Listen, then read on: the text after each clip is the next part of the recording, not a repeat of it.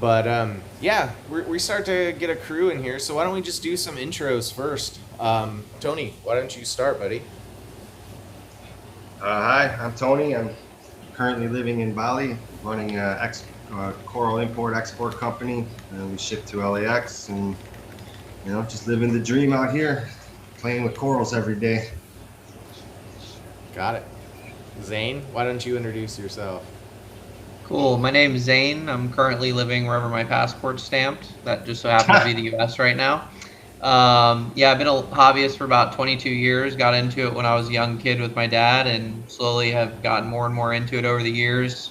Took a few years off during COVID, but I've always had at least one tank, so now I'm fully back addicted again. So Josh asked me to come on and talk a little bit about the hobby. Yeah, I'm Josh, Reef Culture Co. Grow, import coral, mostly aquaculture. Just started trying to buy some imports again and get some new genetics, so I thought that'd be fun. But my goal tonight was just for us to hang out, chat, maybe learn, share some information with some people about what it's like for the people that are, where their coral comes from. I mean, we all see it. We buy it from our local fish store, our online retailers. But when some of that stuff's over in Indonesia, how does it even get here? How is it picked, etc. And that's kind of where Tony comes in. I'll start. We can get started now. And if anyone in the chat, if you guys have any questions, feel free to throw them out there, and I'll toss them in. But Tony, why don't you tell us some more? Like, how long you been in the hobby, buddy?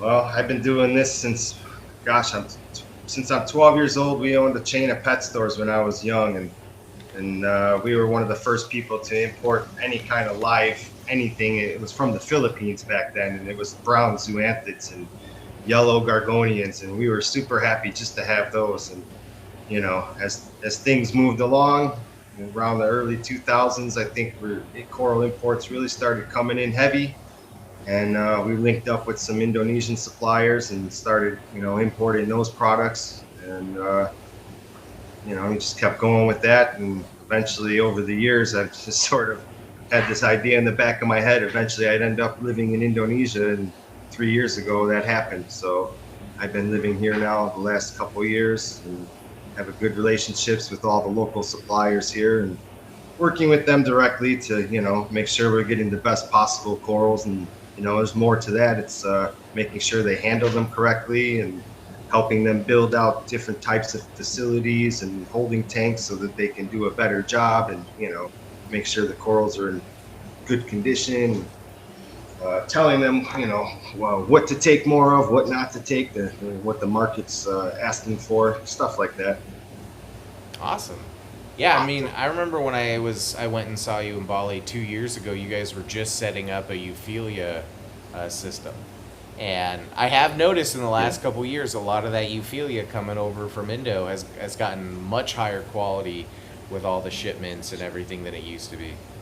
Yeah, Indonesia, they're simple people sometimes, and they don't really realize that sometimes they're doing more damage than good. So, I mean, you were there, you saw how they handle the corals. So, when I got in place over there, I started, hey, you can't do this, you got to do this. You can't just be, throwing things around and taking things out of the water, So there's that, and also the way they held them, treatments. They didn't use potassium chloride dips, until I was like, hey, it's like super cheap and works really good. Let's try this, stuff like that. Also isolating, being able to identify and isolate sick pieces rather than just leaving them in the system and getting everything fully infected.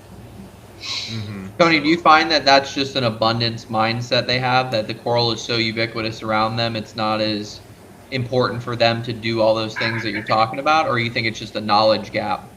It's a knowledge gap. It's not that they don't want to do it right. They just don't know how.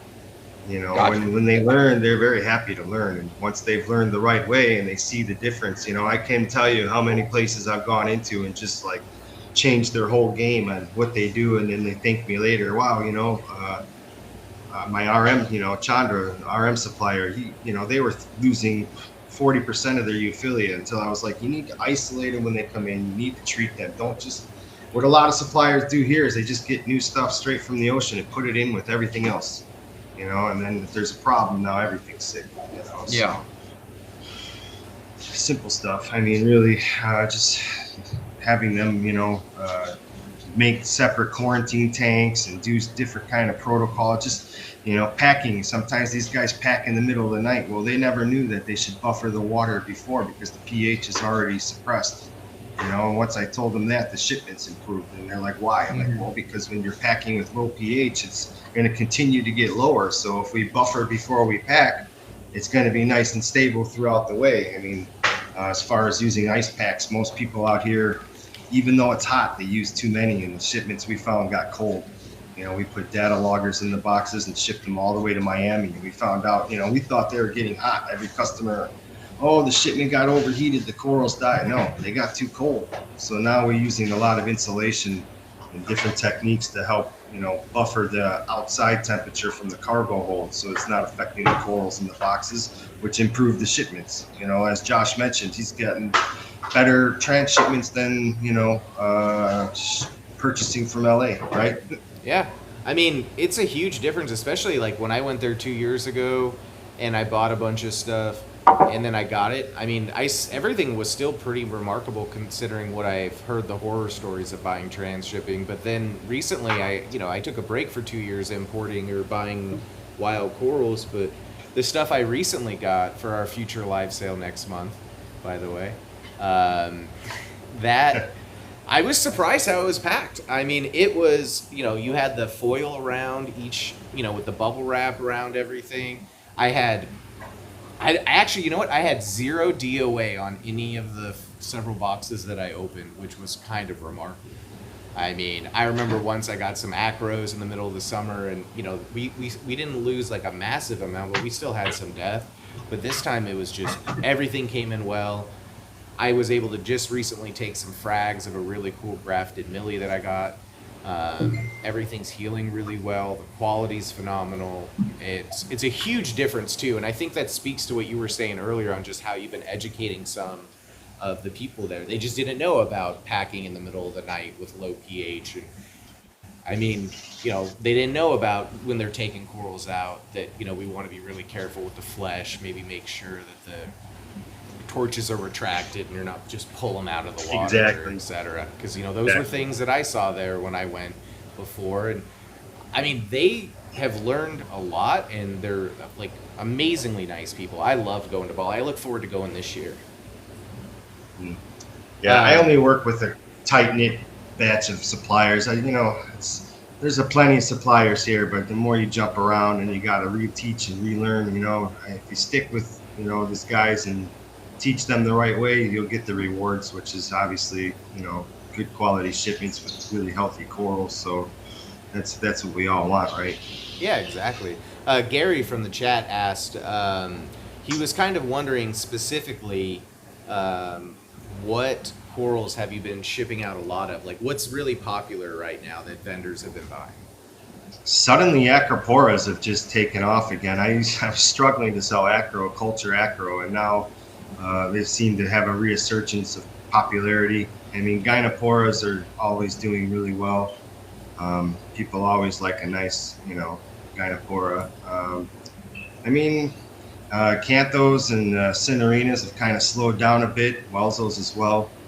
Seeing more euphyllias starting to go, like branching hammers and frog spawns, but soft corals too. I'm seeing a lot more people looking and asking for soft corals, zoos, mushrooms, leathers, things like that. That's interesting. I think there's a lot of acanthos and welsos hitting in the market right now, so they can only absorb so many, so.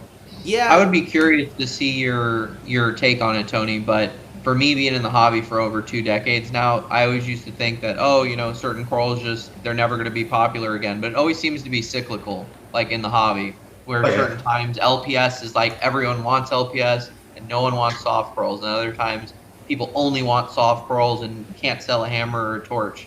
So I'm curious if you see that same trend over your long history. Yeah, they go around and round, back and forth. The one thing that always sticks true, the hardest, we always say the 2 hardest corals, well, they're actually 3 in my opinion. Favia, Hydrophora, and wall hammer.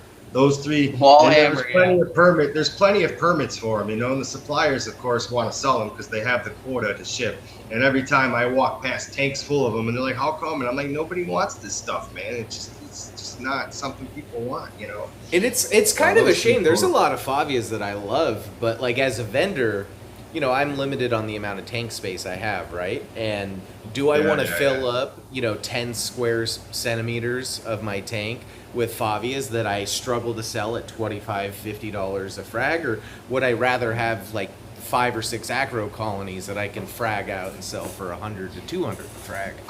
I feel a lot of people struggle with Favia, you know, and I think there's a misconception, you know, most people would classify that as a low light coral, right? Mm-hmm. But they don't grow, and they grow in like this deep of water. They're exposed at high tide for hours a day. Like all the like the red and green Christmas tree, or the red and green one, and all the like different variations of that, they literally grow in like 3 feet of water at like max depth, and right in the like open, like full sunlight. It's crazy. I don't know. In the aquarium, it must be like a nutrition thing or something where they have to adapt over to the lower light, but in the wild, they're not low light.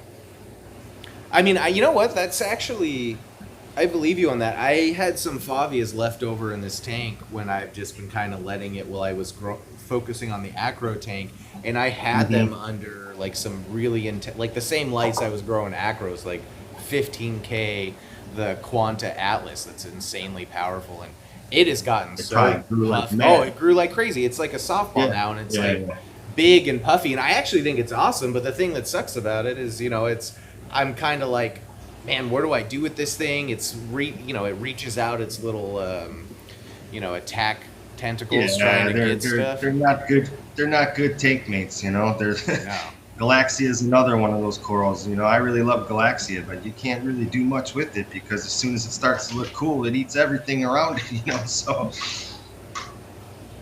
yeah, exactly. I mean, I don't know. As a vendor, I'm always trying to, one, I like to grow corals that I actually like, and then two, I do think about things economically. I mean, we talk all the time. You're like, hey, you want some of this? I'll basically give it to you, and I'm like, no, dude, I don't even have the space for it, and I don't know what to do with it. Yeah, definitely. Yeah, I mean, there's a lot of stuff. I mean, right now you're gonna see like, they must have found a huge patch of Recordia. So like I went to like 4 or 5 different suppliers in the last, you know, week or so, and every one of them had these same ugly green Recordia. They're trying to call them army, military, something like they spun up some name, and I'm like, dude, nobody's gonna buy these, man. I don't care what name you put on them. And every supplier had tanks full of them, hundreds of them. So get ready for the wave of ugly green Recordia. No, I mean, that's a cool point of view too, because since you're over there and you talk and go to these suppliers every single day, you kind of are ahead of the trend in a sense. You're like, you know what's coming, you know, before it gets here. To a certain extent. I mean, you know, if I had $1 for every time someone asked for a banana torch, you know, and I was like, oh, you know, those are hard to find here. And usually when we see them, they're always in like, you've been here when we saw them, they look like, you know, they look like hell, you know, they never really look amazing, and that's why they're expensive, because they're hard to keep. Yeah. You know, one thing I'd like to kind of explain to the viewers, like, I know you focus on transshipping. You used to have a facility in Illinois. Yeah. You know, outside of had Chicago. In your career, like just give people a quick rundown that maybe don't understand. What is transshipping?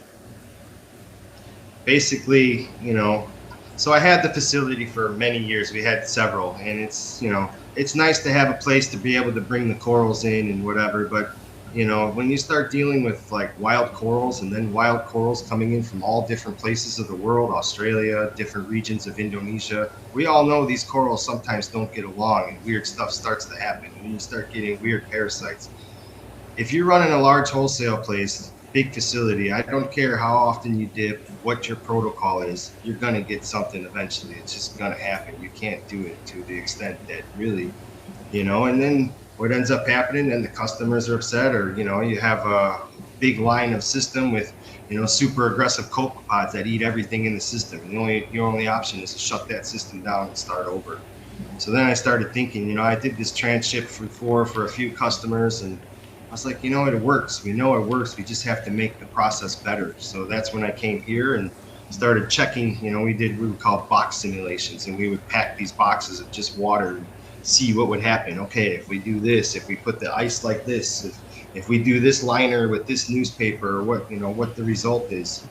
And once we refined that, we were able to take the DOA from maybe 15, 20%, you know, like Acroporas and expensive torches usually, to almost zero. You know, now it's like 2 or 3 pieces for a 500-600 piece shipment. So once we were able to refine the packing and isolate and figure out where the issues were happening and fix it, now, you know, we can ship those boxes from here reliably anywhere, you know, anywhere in the US with no problem. I mean, LA is our landing point, so we go from LA to Miami, which is the furthest point, and we don't have any issues. You're MCO. It's, I mean, basically the not furthest same point you can get, almost outside Miami. Yeah, and I mean, we get it there by what, 6 in the morning? I mean, sometimes we can even get same day arrival. You know, I don't know many LA wholesalers that can do that. So Yeah, and I mean, I'll be honest, like, I mean, there are some LA wholesalers that are good friends of mine, and I have great relationships with them, and their quality's good. But there's a lot of wholesalers I've worked with over the years and stopped working with where the quality was just horrible. And I mean, it makes sense. I mean, if you're just trying to turn and burn, which, you know, wholesale is a volume business, not like a a cherry pick business. If they get a whole shipment in, they're unpacking it as fast as they can. Maybe it's 30, 50, 80 boxes of coral, and then they're trying to get it all into the tanks, take a bunch of pictures, maybe do a bunch of calls, handle it 15, 20 times. yeah, And well, it's live animals. I mean, it's infinite. You know, you don't have infinite time, and you know, you're basically racing the clock. How long are they going to stay colored up? What's going to happen? Are these acros going to lose all their color? And then once they turn brown, then what do you do with them? You know, so, but there are good LA wholesalers. I don't disagree. There's several places that I think do a really amazing job and do things the right way, but there's just as many places that don't. And you know, everybody's had that bad experience where, you know, either they were promised certain corals and, you know, they didn't get them, and then they see them somewhere else, or, I've you know, the definitely shipment came in and been on that path. Like, you know, it's Yeah, you not know, fun as so- a vendor when you do like maybe a $10,000 coral order with somebody, and you know the 3 or 5 pieces that you basically did the order with wind up missing, dead, etc., and then you just spent all this extra money on a bunch of bread and butter, and it's like, well, I didn't need all that. I was buying all that because, you know, to get those 5 or 6 pieces. And you get to the point where, I mean, that's why I kind of shut down all my buying 2 years ago. It's like my son was going to be born. I felt like all I was doing was going to the airport, and I lost, man, it was close to over $100,000 just buying from wholesalers, and it was just like $10,000 chalice just dead in a week. You know, high-end Yeah, $2,000 crazy torches that, you know, were shipped here and died 2 days later. And from wholesale perspective, they're just like, yeah, man, sucks for you. Have a good day. You know, as a vendor, you. And I think caught in that's the just a middle. natural like feature of this hobby, is that as more and more information comes out, at the end of the day, it is hard to have a really good system for a lot of corals, but the barrier to entry for people to get into that in terms of selling coral, whether it's retail, wholesale, it's not as big as you think it would be. And in that regard, there are a lot of people out there who, you know, are floating on credit, or they have an influx of cash, and they don't really know what they're doing. Yeah, we see that a lot. I mean, I try to guide everybody as best I can. It's, you know, Josh, I'll be the first one to admit, you know, I like to just fly under the radar and let the people find me word of mouth. You know, I don't need to be super posting everywhere and, you know, this and that. I've been telling you for just what, 3-4 years now. Like, why are you, you know, why don't you post on Instagram? I mean, I think even last time when I went out to see you in Indo, we were talking. I'm like, oh, let's do some videos, and we opted not to. I mean, the business can kind of be, you know, whatever, and Yeah. You know, I'm just one guy. I run this whole company by myself, you know, so like I don't really have, you know, so like I'm happy as long as, you know, bills getting paid and my customers are happy, you know, I'm all good, you know. So I don't need to be the biggest show in the you know, out there. I'm just happy I have good followers and happy customers. That's all I need. No, and I mean, that was one of the things I always liked about you and what drove me to work with you. And I mean, now we've become friends and, we've done other things is it's, when I first started this business and I had a little money in my pocket, a lot of these wholesalers just kind of saw a sucker walking. And, I just was doing these huge orders and you were one of the first people like, dude, no, just buy like 1 or 2 boxes, start with that, don't go after this. You were trying to give me all this advice. And as I was just kind of going on the aspect of like, oh no, I need to have this crazy thing and this and this and this. And I remember that conversation. I was like, dude, you need to just slow down. No, and I mean, I'm glad I did. It's like I basically took the last 2 years off from buying corals. I've just been aquaculturing. And now that me and the wife are trying this TikTok thing and trying to be a little bit more active, you can only grow so much coral. So you have to kind of start, buying from somebody. And also like getting new genetics. I always am trying to find like the new acro or something I can grow that's just not the same 15 things that everyone finds. Maybe that's a good time to introduce that special piece. Yeah, I mean, I don't have any. I'll try to find some pictures of it, but there's some really cool stuff coming down the pipe. In fact, I think Justin even asked. He's asked 2 questions. I'll go to your first question. He was just saying he asked if you have been seeing the new wave of acros showing up, like the Malaysian one. Have you been seeing a new wave of acros showing up, like the Malaysian ones, or is it all the same stuff right now over in Indo? I mean, I don't. I have seen more Malaysian pieces popping up here and there from different suppliers. Actually, I will have a few in my next AN offer, but they're just the speciosa. Nothing super new or crazy, but yeah, they pop up from time to time. Mostly like in here, what you see is the Acroporas are seasonal, right? So like Milliporas don't do well all year round. So when we have the rainy season, you'll see that you don't see too many Millipora, but you'll see more tenuous because they like the dirty water. So the tenuous actually color up. So it like a flip flop, and then you'll see like. I don't do a whole lot. Like for me, I try and concentrate it mostly with millies and tenuous. People don't really like the staghorns anymore or all that other, species. If we can find nice deep water, we take all we can find, but even those are getting harder to find, the smooth skin, so the farmers don't really do too many of those. So, yeah, I mean, kind of a small pool.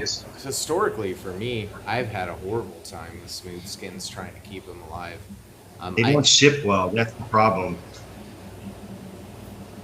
I mean, that's maybe why. Well, I mean, from a hobbyist perspective, I think smooth skins in general are just the most sensitive acros when it comes to swings in any type of parameter. They're very quick to lose color, very quick to RTN. But Tony, on that topic you were talking about, do you notice any other like trends? You talked about Millipora, but in terms of just the color of the corals during different times of the year or growth rates or how good the tissue is? I know you talked a little bit about the wet season. I know for a lot of people in America, they don't really talk in terms of wet and dry season. They talk in terms of when it's hot, when it's cold. So maybe you could talk a little bit more about that, how it affects it and why, if you do know. Well, yeah. So like for me, I don't like to buy corals around the end of October, early November, right? Because that's when they spawn.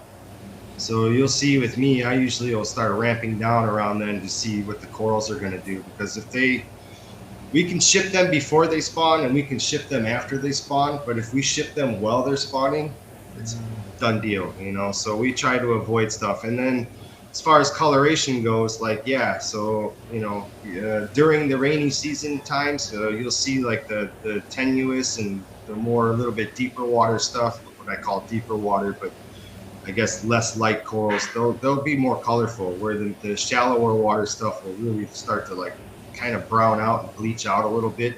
They're not sick, that's their natural ebb and flow of how even the reef here, I'll go 1 month and the whole reef will look bleached, and then I'll come back, 8 months later and it's like nothing ever happened, So there is a kind of a seasonality to it.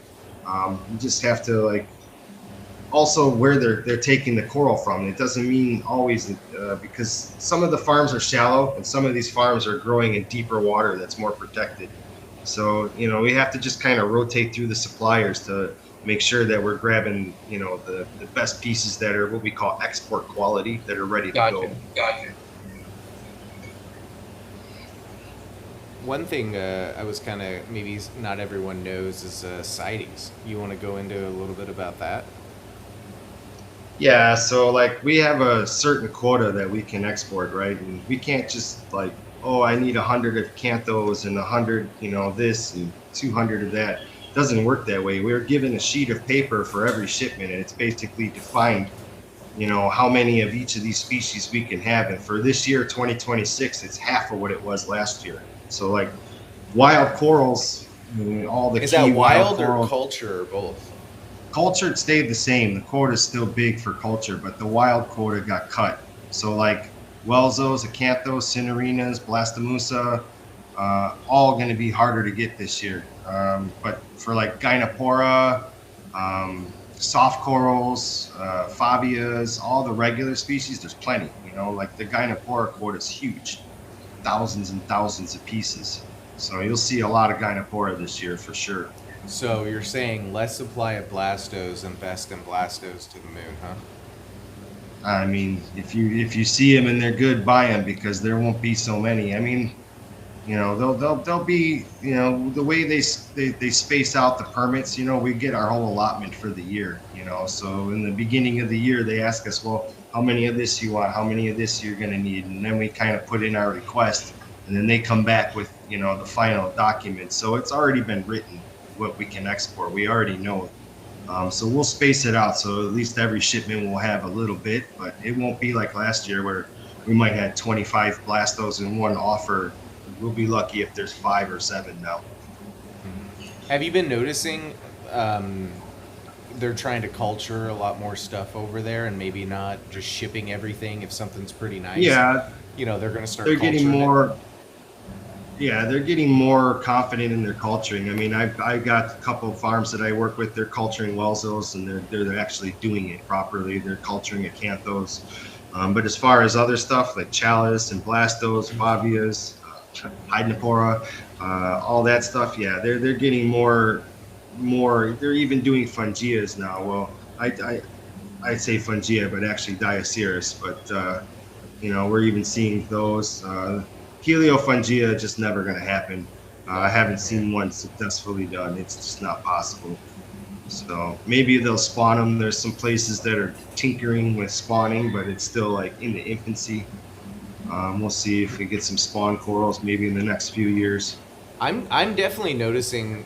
I feel that when something starts getting popular over here, I've noticed that Indo starts shipping over tons of it.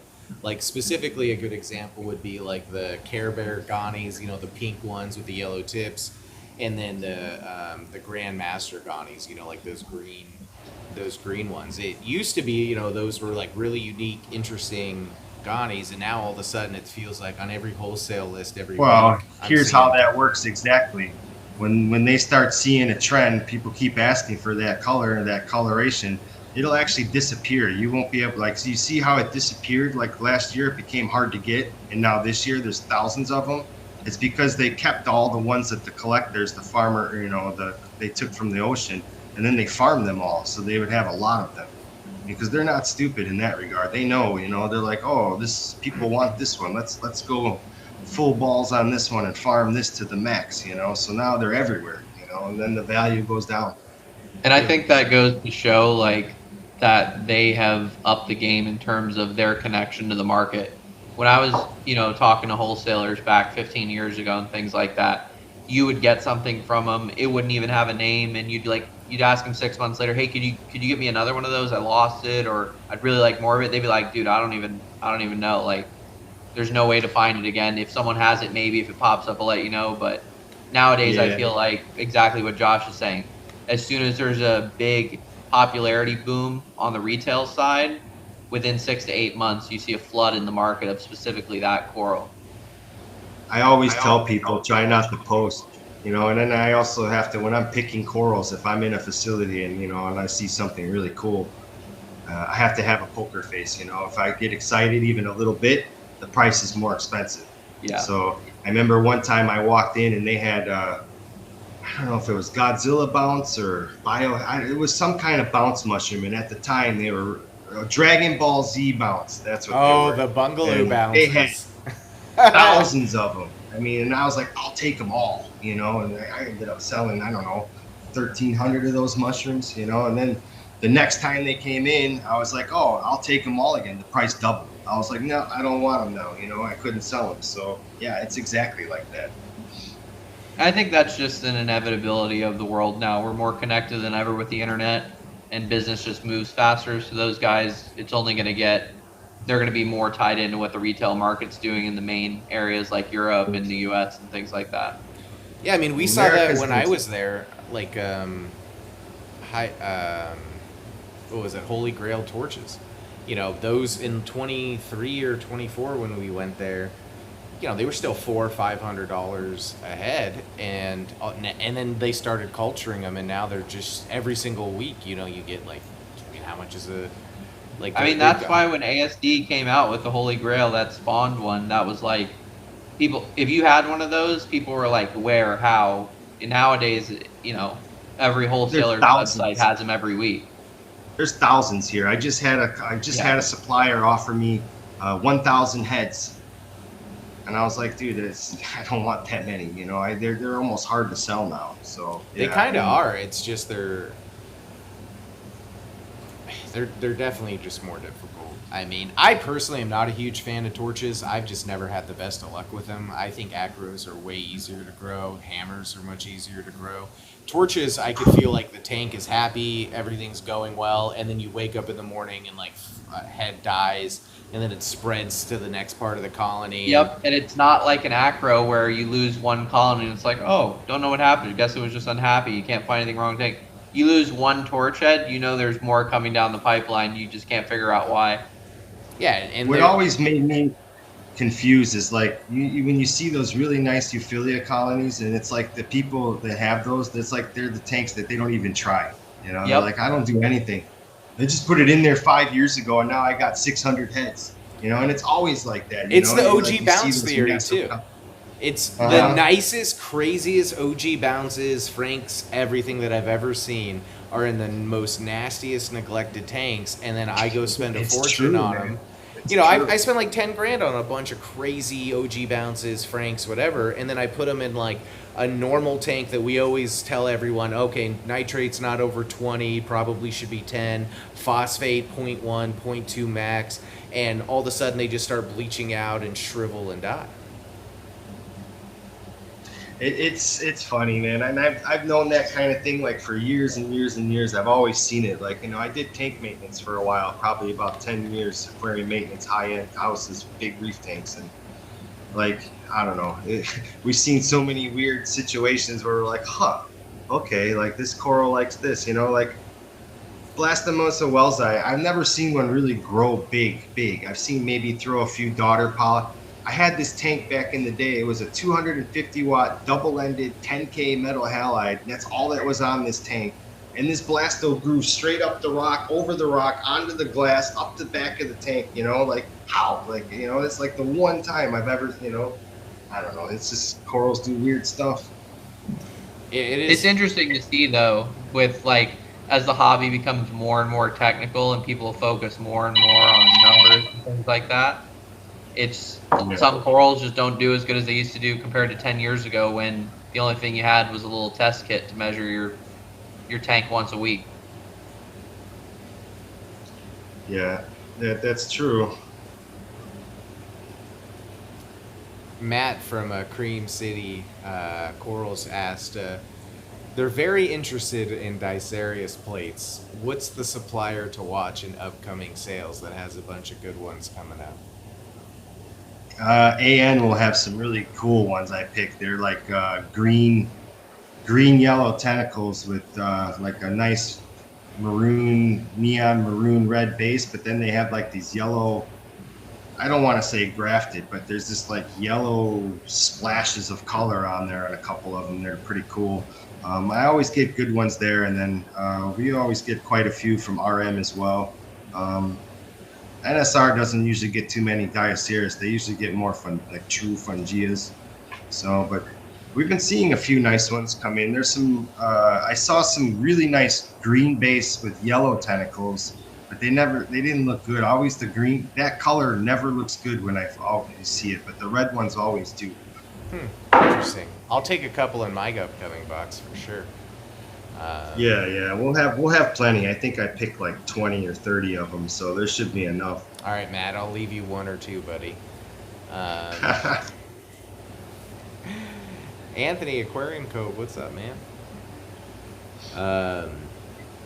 Yeah, so one thing that maybe some people would like to hear about, or maybe they don't realize, is, you know, let's say I got deep pockets, right? I'm going to come, why can't I just go to Indonesia, drop 50 grand and just buy the nicest stuff?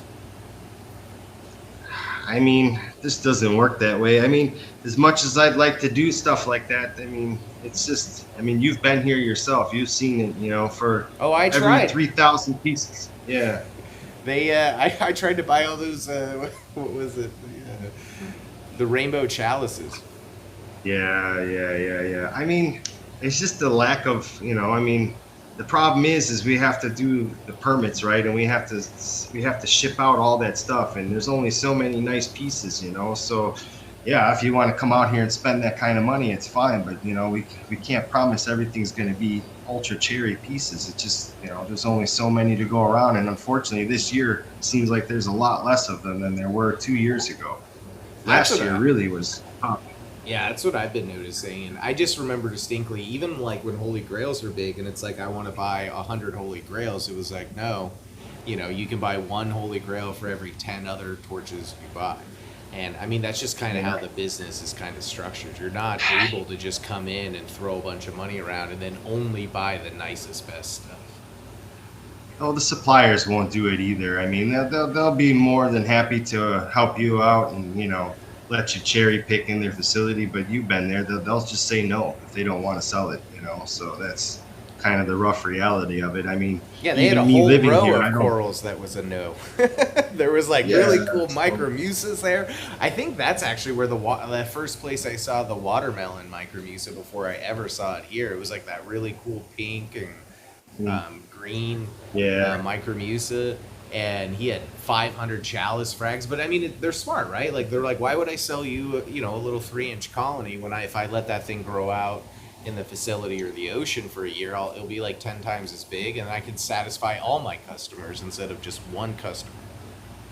Yeah, it's crazy. We try to grow that, you know, I guess Philippine chalice or whatever, the, you know, the Bugatti and all the Bahama Mama. They don't grow in the ocean.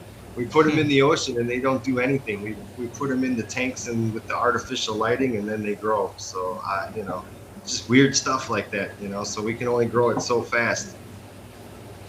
That's interesting. Yeah.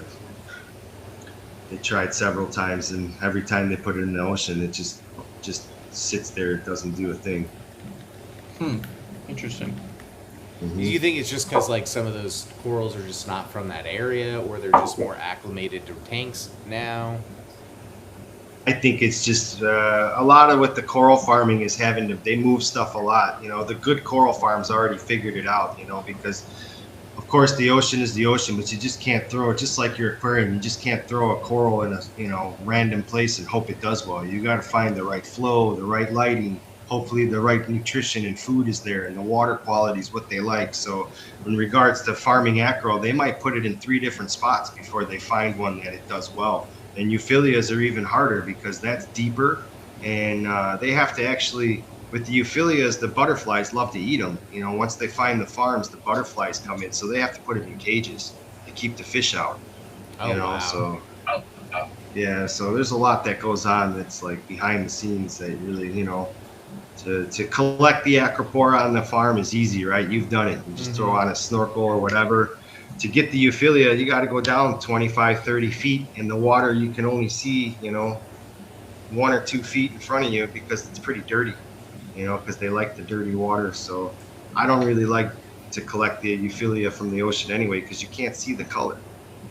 I guess that's a Lot- good segment as well, Tony, into do you notice that any specific collection areas or anything like that have corals that are more sensitive to getting transferred into tanks under artificial lighting? As you mentioned, the chalices, like they just don't grow in the ocean, and then you put them under artificial lighting and you see growth. Is there anything that's on the opposite end where it seems to culture well in the ocean, but growth stagnates or color fades when you put it under artificial? SPS for sure. I mean, we set up some tanks at one of the farms. I told them, I said, just set up some outdoor tanks and use the sun and just try it. Trust me. And they did. They fought me on it. They were like, no, it's gonna bleach everything. I said, just try it. Just trust me. And they did. And now they want to keep everything outside. It's like they keep the mushrooms outside. They do a lot better, but with shading. But the Acroporas, of course, they love the light. So. Are they Every like coral, greenhouse structures you're talking about? Because you're saying like a no, tank that's like open. There's just big long concrete runways, and then open with just a roof on top with blue polycarbonate plastic to keep the rain out, so that the the salinity. salinity doesn't get messed up. Mm-hmm. And then how often do they do surprised. water changes? I don't know exactly the schedule, but a lot of them are usually probably daily, because if they're shipping out, almost daily, Monday through Friday, they're getting massive water changes pretty much daily. Yeah, and all these facilities are right next to the coast, so it's like they're just pumping it from the ocean direct into the facility now. Yeah, they all have big tanks where they try and like filter it before it goes into their systems, but for the most part, yeah, that's exactly it. I mean, it makes sense. A lot of that stuff they just pulled out. Like when I went into Indonesia, it's like we went diving in the bay, picked out a bunch of corals, and I mean, it's like the facility. It's like the same water, that they were growing. So Yeah, and it works out good. There's no shock. They can adapt quickly and recover quickly. And even like it's funny. I love soft corals, and I always see weird ones when I'm out picking, and then I bring them home to my tank. And even though my tank is running with seawater and everything in there is from the ocean, whatever, they never open in my tanks like they do there, and I don't understand. I always wonder, I'm like, what is different, like I I can't went figure it through out. 2 or 3 years of that back maybe 10, 15 years ago of just buying high-end Rhodactis from wholesalers and stuff that had just come in, and they never opened, never looked the same as they did the day they came in. It's just I'll see, like, I hesitate to say weeping willow leathers because they're obviously not that one, but, very long polyped, saprophyte. And I really love that, and every one that I see that's unique, with a nice polyp on it, I bring it home. And I have probably 6 of them in my tank. They're all closed. They never open, but they grow. I don't get it. They get bigger. The polyps just don't open, it's weird. So, I mean, I think that's why. I mean, it's one of the reasons why I love this hobby. Is it's like as an engineer at heart, like I'm always just kind of just wondering of like, what am I doing wrong? Why are things slowing down in the growth? Why is my alg consumption doing so well or not doing as well right now, etc. It's one of the things that keeps me engaged with the hobby is that I'm always just trying to figure out like how to maximize the potential. yeah, definitely. That's the name of the game for sure. I'm like a big fan of like old school methods and techniques and just keeping it real simple, and I got really advanced, and I think I forgot how to grow coral. I was doing all the testing and the ICPs and like nothing looked good. And then I just said, you know what? I'm just going to go back to what I used to do, and just super simple. And ever since I did that, the tank has been thriving, so like, less is more, I think. So. I mean, I agree with you to an extent. I mean, I'm a big believer in consistency too. In just whatever you decide to do, just stick with it. Don't be changing the spectrum all the time. Don't be changing this method. When I was chasing every single 3 months, like the new light or the new toy or the new, we got to dose this or we got to try this or do that. Exactly. Is when I had the worst success. But then, 2 summers ago when I started the acro tank and I was just planning to grow out acros, I just was listening to Claude over at Fauna Marin talk, And I just stuck with this bolus method that a lot of people, I feel like, is controversial, which is, and I mean, it was the single best thing I've ever done. I dose 2 part every single day. I dose the alkalinity in the morning. I use Quanta's lights, and I did that for 2 years, and I had insane acro growth. And then recently, when I started up my new acro tank, I started trying some different things again, and I haven't been able to replicate that success. So now I'm just gonna go back to what worked last time. I think that's why this hobby attracts so many tinkerers, because there's so many variables, so many levers you can pull.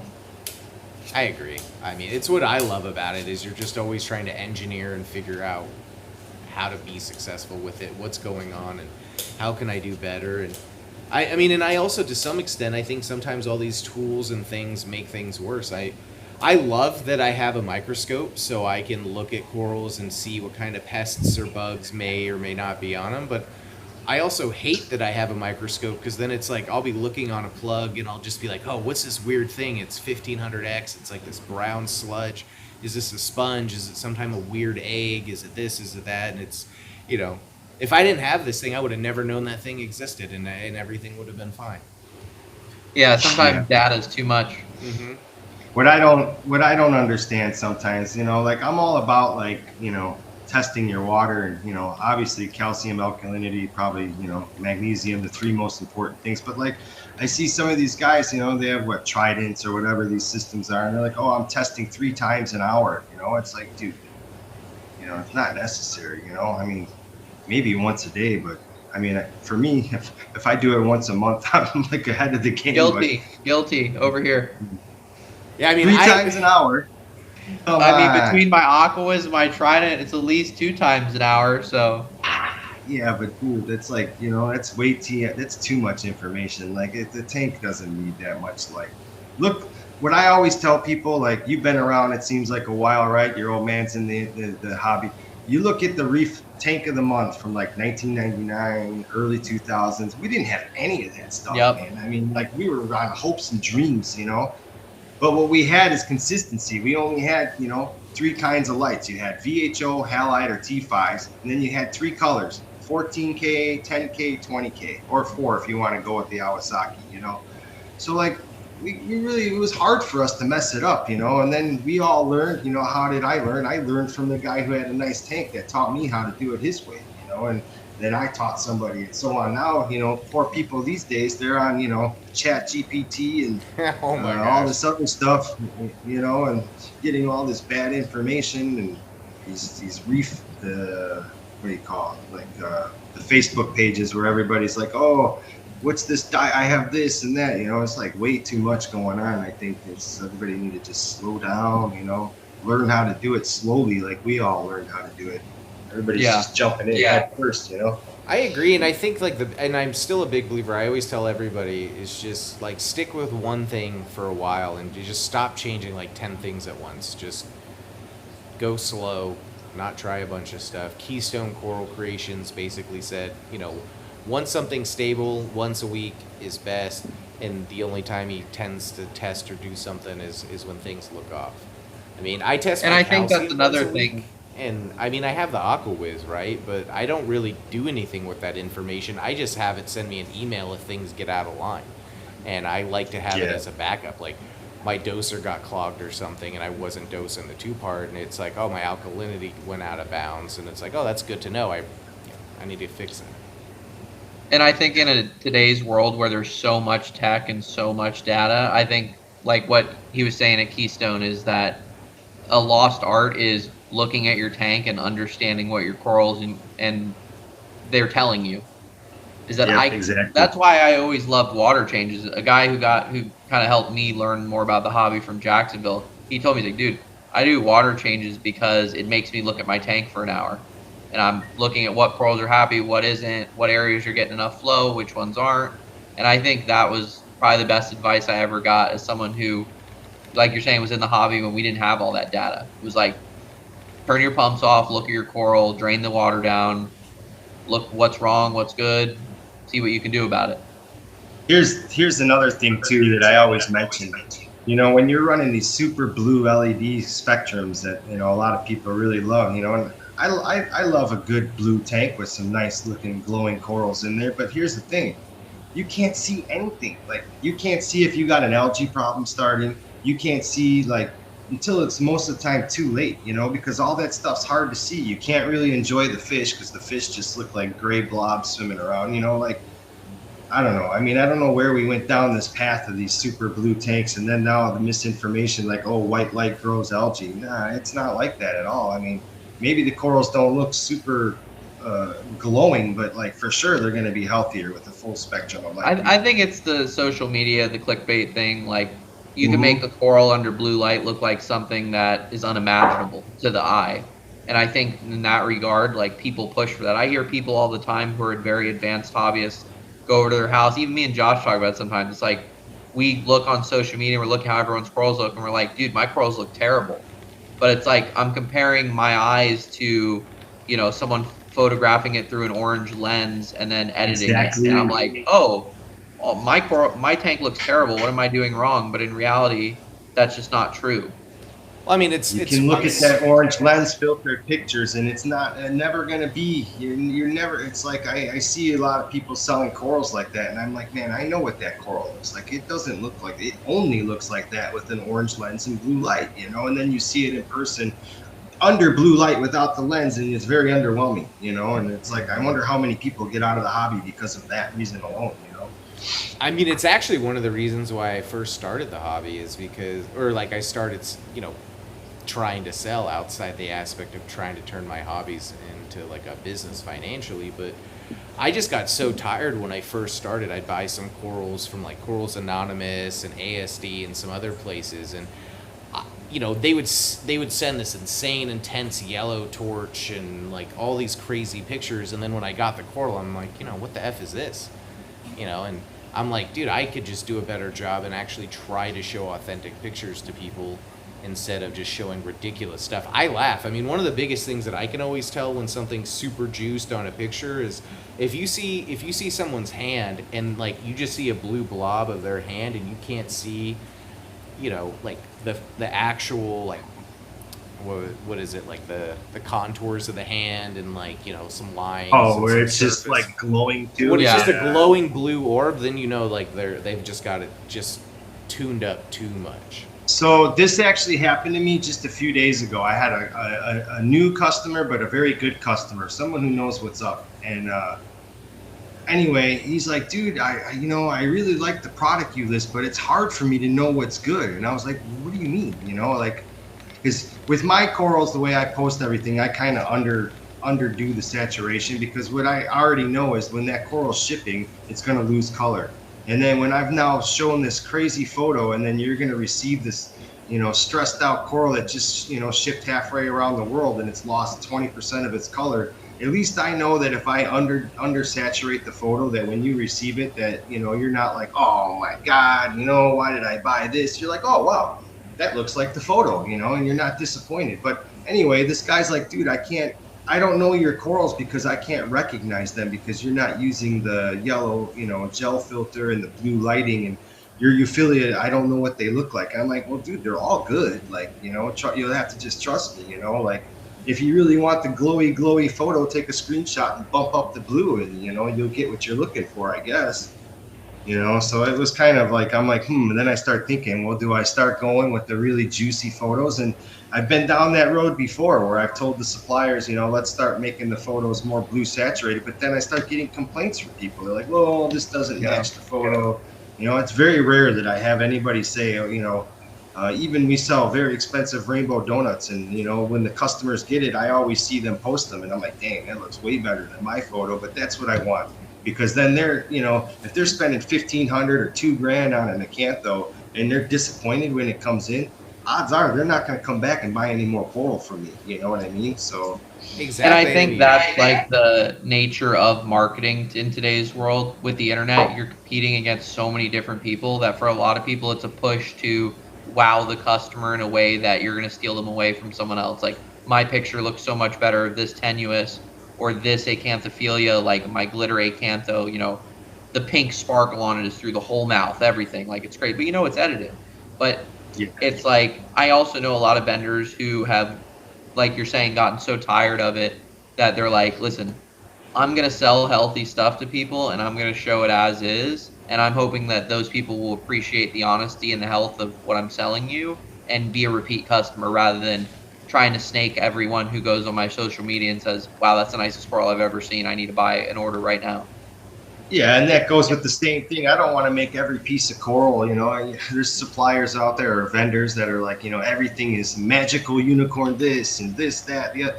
Look, man, I just want to sell healthy corals and I want you to receive that coral and be like, wow, I got something unique and different, and then you put your own name on there, whatever you got to do, but like, I don't, I'm not looking to try and, of course, if we get something, we know what it is, I guess, example, those Care Bear torches, right, Josh? I didn't even know what they were until you told me. I was like, what? Care Bear torch, So, like, I don't really try and push that stuff as, I just try and just be like, yeah, I got good stuff. If you like what you see, grab it up, Yeah, I mean, I go back and forth on the name aspect of things because on one hand, sometimes I hate it because there's just so many names. But on another hand, I mean, I'll be honest, man, as a vendor, if I have a beautiful Acropora and it has a name, I get a lot more for it than even if I had something that I think's prettier that I imported myself. It's like I struggle to get the same dollars of something, like a sought after name. It's just the name game has been since the early days. I mean, I think that all started, I don't know, maybe Reefer Madness. Remember Reefer Madness when they would have those auctions? I mean, that's kind of when the name game started, because I mean, before then, I think the name game got to a point where it was out of control was really with zoanthids. That's what I would say was like really not the culprit, but the beginning of the name game out of control because everyone knows who's ever grown a lot of strains of zoanthids. They tend to morph a little bit. Like not every udder chaos looks exactly the same based on lighting, flow, tank. And it was just like you would start seeing pieces, and I was, on Reef to Reef back then, scrolling every night, and you'd see someone post something up, and he'd be like, "This is $300 a pulp, and it's called this," and I'd be like, "I just bought something like that 12 months ago. It looked exactly the same, and I bought it for $50. Like, what makes that different? Like, did you just buy it from a wholesaler and put it under more par and then rename it?" So that was kind of where I got a little fed up with it, but I can also agree with Josh where I know that as vendors, like people have a vested interest in, I want my name attached to a really nice piece and I want people to know about it. But I think there's a balance there. I think some people take it out of control where I know for a fact there are vendors who buy pieces from people and then rename it under their own brand. Like there are large retailers that won't even list other people's names on their website. They rename it under their name and sell it. Yep. I know. I have like 4 or 5 of the same rainbow tenuous. Take wild pieces. Yeah. No, I see that too. I've seen a lot of coral vendors that will import fresh coral, throw a name on it, and I'm like, dude, it's literally still on the mariculture plate. Come on here. I mean, the only thing I would ever name is something actually unique and different. And it's something that I grew out over time.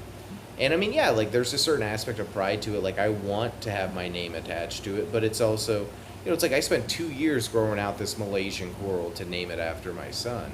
It's unique, it's different, it's not the same colors that everyone can find out there. I'm not buying the same pink tip that comes in every single week from Indo Mariculture where I could call you up and order 100 of the same acro and then throw in my name on it. And Josh, I think Justin made a good point about basically like people want to feel special. I think the hobby's changed in that regard. Like when I was a young kid, truly people just bought and talked about what they liked. There was no discussion of how much it was or how rare it was. But in today's world of buying and social media and the internet, and people are more connected, see more coral, it's like they want to feel like they're getting something that's very limited, and that's like not other people have. Yeah. I see Christy asked the question, how do we select the corals? And that goes with the, I guess with this whole situation. Look, we see a lot of corals and we just walk through and I literally pick up every coral. Josh has been with me and I flip it upside down. I look, okay, no parasites. This looks good. No RTN. And then we put it aside and I have my own tanks there that are my own runs. And then all my corals go in there. Then we photograph everything and do the final, checks before we go live. We check everything again, make sure it's still healthy, and once we go live, then we run the sale. And then before we ship, we check everything again, one by one, make sure they're still healthy, no damage. And then, then we start the packing process. So And I it's mean, pretty much like I'm a that. big believer. I think that's why the quality is just so good. I mean, you've done a lot for the hobby that I don't think anyone knows, just by the fact that when you moved to Indonesia and you started working with these suppliers and showing them techniques on how to make the coral better, setting up euphilia systems at some of these farms, like the amount of coral that was coming into the United States and basically dying compared to like today in the last couple of years has been I mean, there's a lot of stuff that has survived because of all that work. And that's Oh, not that's a lot exactly with the the pieces that handling the everyone sees. collection. Yeah. Mhm.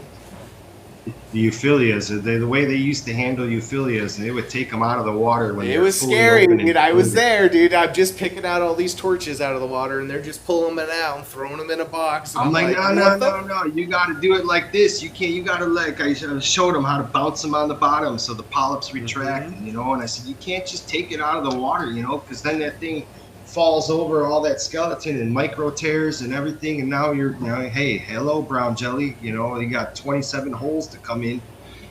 So a lot of that, and then, as far as like them maintaining their system, I can't tell you how many exporters I went into, and I can tell they got zero phosphate, zero nutrient, and zero nitrates, because that's what the ocean is, and they're using ocean water. And I'm like, yeah, that's what the ocean. It was hard for them to understand that, like, they need to add that stuff. And they would have all kind of weird algae problems and diatoms. And then I went in there and I was like, look, just trust me. Put some phosphates in there. Put some nitrates in there. Give these corals something to use, because they're just sitting thousands of corals in this small body of water. They're starving.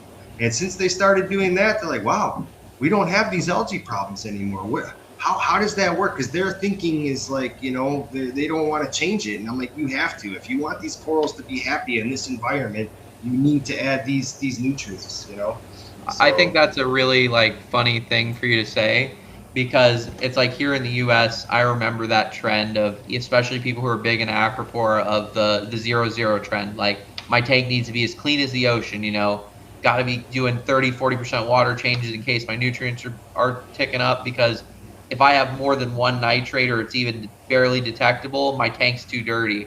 And I can't even imagine how hard that was to sell to people who are literally pulling them out of the ocean and telling you it's 0-0. I don't know what to tell they you. looked at me like I was crazy. They're like, you want us to put nitrates and you want us to add phosphates? I'm like, just do one row. Do my line where my corals are, okay? And they're like, all right, fine, okay, we'll try it, And then they did it, and then like a week later, they're like, dude, can you tell us how to like do the whole facility? And I was like, yeah, no problem, calculate it all out, tell them what they need to do.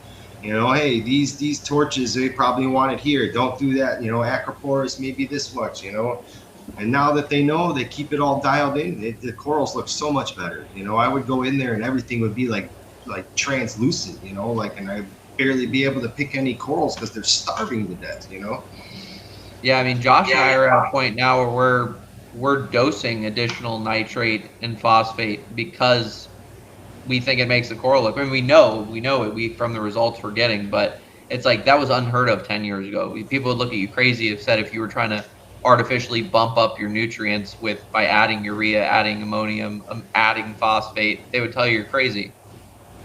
Yeah, I mean, I've been doing it a long time. I mean, back when I had the big facilities in Chicago, I was using tree stump remover. I just run up to Home Depot, and because when you have a lot of corals, you might be able to skid away with it in your home tank with just feeding, and your fish or whatever. But when you have a big facility with an infinite amount of water, jam-packed full of as many corals as you can fit in there, they suck out those nutrients quick, And so for me, I was like, well, I'll just do a little of this tree stump remover. Rod Buell or whatever it was, I read his article, and I was like, I'll give this a try. And it's like light bulb moment, like all the stuff that I struggled with, blastos, gynoporas, alveopora, a lot of the soft corals instantly, like within days, opened up and was like super happy. And I was like, okay, I got you, and we just kept going with that.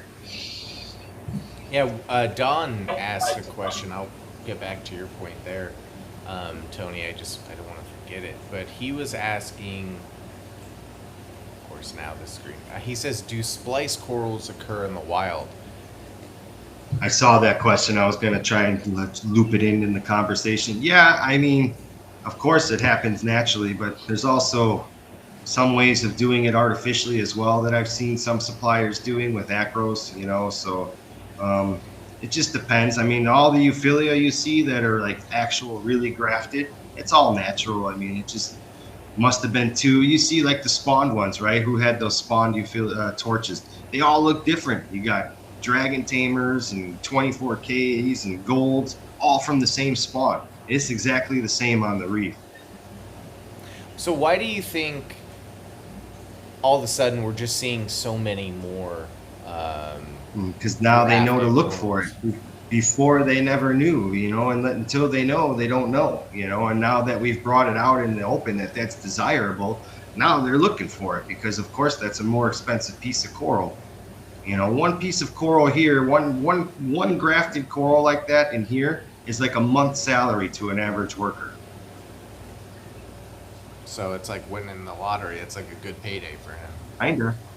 I mean, the average employee of a coral wholesale facility place like that makes about 3 to 4 million rupiah per month. That's their salary, which is like, a couple $100.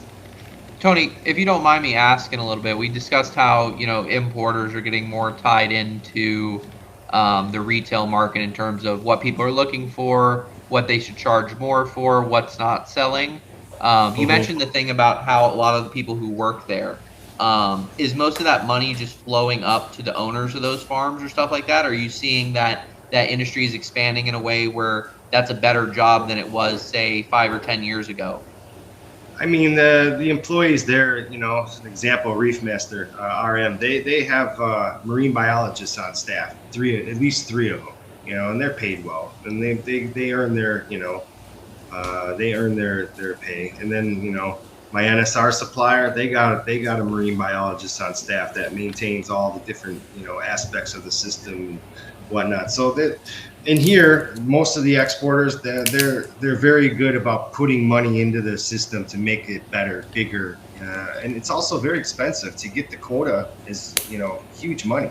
It's like a lottery system too, so they're not guaranteed that they're going to get that quota. So there's a lot that goes into that, and it's all based on how much you sold the year before. So if their performance last year wasn't good, that means their quota the next year is going to be reduced, right? Because then they're going to give it to somebody else because they don't want it wasted. Is it a fixed number of licenses, like quotas total for the whole year, and based on what? Okay, so it's kind of like a liquor license, like down in Florida that we've. It's exactly the same. So there's like 7 main holders, like the old school companies, and then all that branches out, and they're like, okay, well, I'm too old, or I don't want to sell, export coral anymore, but I have all these permits for export, so they'll sell. That's how they make their living, just selling those export permits.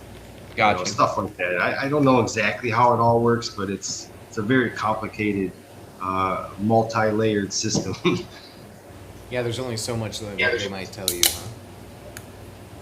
Yeah, I mean, and I'm living in their place, I'm just a guest here, so, and I try and follow all their rules and a lot of different things. Of course I would love to go out to the collection areas and take wild corals and video all that, but it's just not allowed, and other people that have done it have gotten in trouble for it. So I just kind of throw my hat down and mind my own business.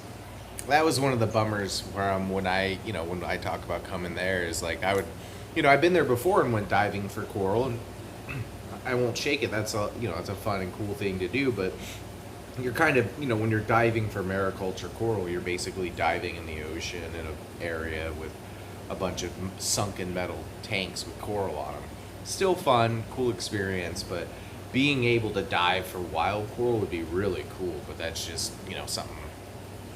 There's a lot of aspects to that. One, it's dangerous. Most people don't realize how deep actual, acanthos and stuff and cinerinas, they're over 100 feet down, and the most I've ever been is like 40 feet, and that was enough for me. Like, I couldn't handle it, unless you're like full on, so like I wouldn't trust coral, the gear like that they have over Yeah. there. I mean, when I went there, like I was fine diving in, you know, essentially like something you could free dive 20 feet. So if the gear malfunctioned, it was, you know, I didn't mind it. But 100 feet deep, you're putting your life in your hands. That's not something I would do. I think to the average hobbyist, that's a total shock to even hear. I mean, I know there's a lot of vendors in here that are aware of that stuff, but if anyone's a hobbyist, to hear about corals growing down in over 100 feet of water, that's just so far from the mainstream. Like, I think when No, people it's- who are yeah. retail hobbyists think of that, they think like, oh, it's in a tidal pool. Like, that's where coral grows, you know, because it needs the sun.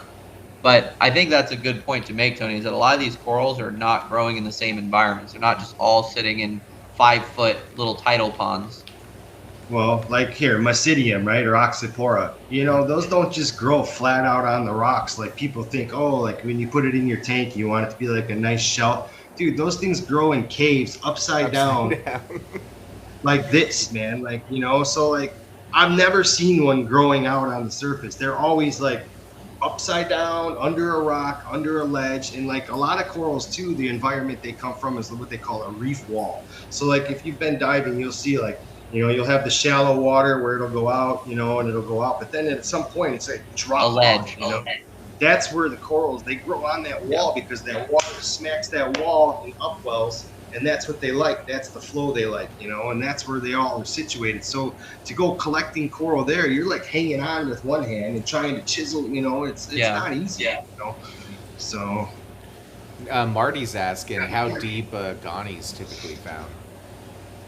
I would say average probably around 30, 40 feet. I've seen them growing really shallow too, but never anything nice. Always, I've seen huge ones growing in like 20 feet of water, but they're usually brown. Like all the really spicy ones that I've ever seen are always the same deal.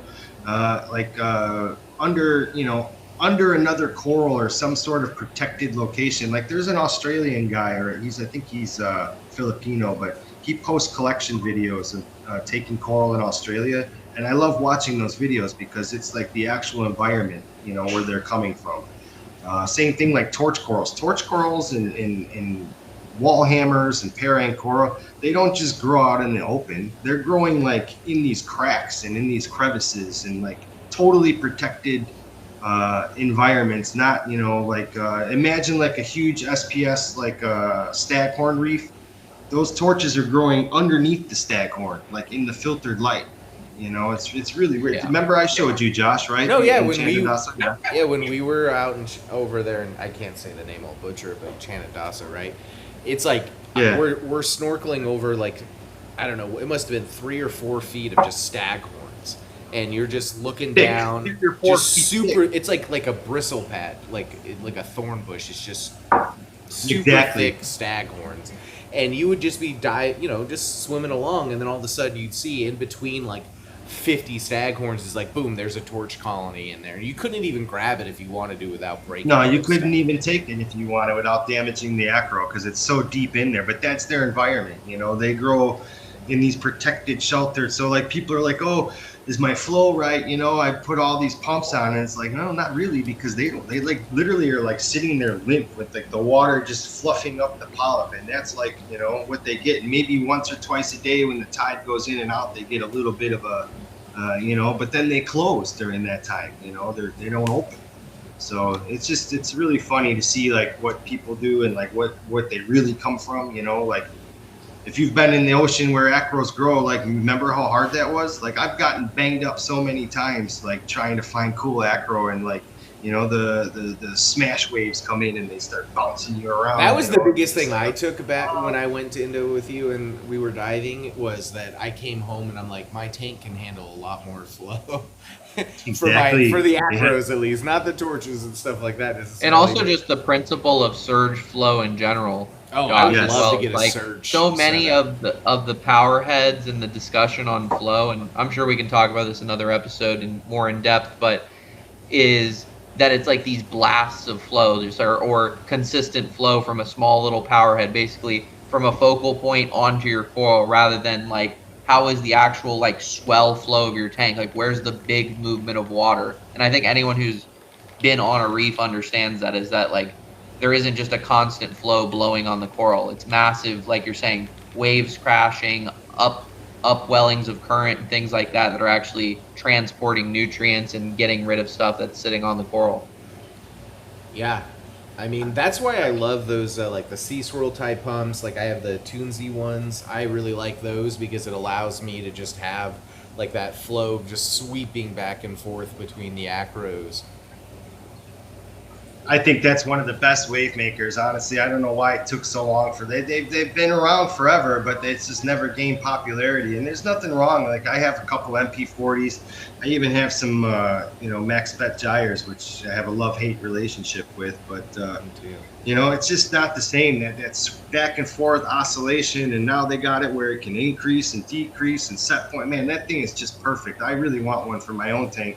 They really thought of everything when they did it. In terms of when Josh showed me it, I was like, oh, well, why I shouldn't get one, because if I have a mixed reef, it's like if I'm running on 80%, by the time it makes its way over to where my LPS is, it's gonna blast my tornado. Oh no, you can adjust it at every angle what the percentage is, and I was like blown away. I was like, there's nothing on the market that's close to that. That thing's worth every penny. And Carlson surge device is also, I mean, fantastic. Some of the best tanks I've ever seen have run those. But you have the salt spray, the noise level, and obviously the size of the thing having to be over the tank. So it makes it kind of a. Doesn't a Biz make like a little surge? I mean, obviously it's a fortune, I'm sure, but it's like a little pyramid shaped like the box, Josh, you're talking about. Yeah, it's the same as a Tunsy wave box. It's just their own mix. I mean, those two Tunsy wave box. A lot of people don't know it's old technology. It's not really popular. But if you ever seen a tank that had a properly functioning Tunsy wave box, it's exactly the same as what we would see in the ocean. The result, But it's expensive and it takes up a lot of room, and it's just not something that people are willing to do, So. I see someone was asking about plate coral, Daedalus reef. Yeah, they're not where you think they'd be. They grow in the weeds, like the turtle grab, that Diaceras. We see them they're right here by my local beach. I can walk to it, and they grow if we go looking in the seaweed and the turtle grass, they're down in there growing on the sand. Quite shallow water too. That's pretty cool. Yeah, when I come out there, I'll have to go look for some Diaceras plates. That'd be fun.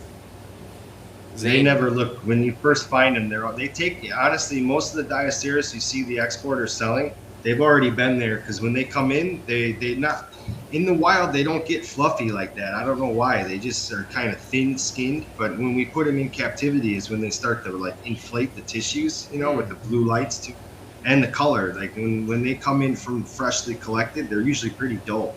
And then under the blue lights, they just do magical things. That's interesting. Mm-hmm. I like the plate corals. They're fun. Like there's, Top Shelf has a really cool one, the yellow and orange one. Obviously, the Insane. Fan has a nice one too. Fan? From Tidal. He has a really cool one that's pretty unique. Yeah, Marty's got a big collection of them. TCK had that original, I think, the first Insanity, one that I had. That was like the first one. I was Fan's like, got whoa, some look great at that. stuff. So, Now I'm gonna have to Google the Tidal Garden plate coral.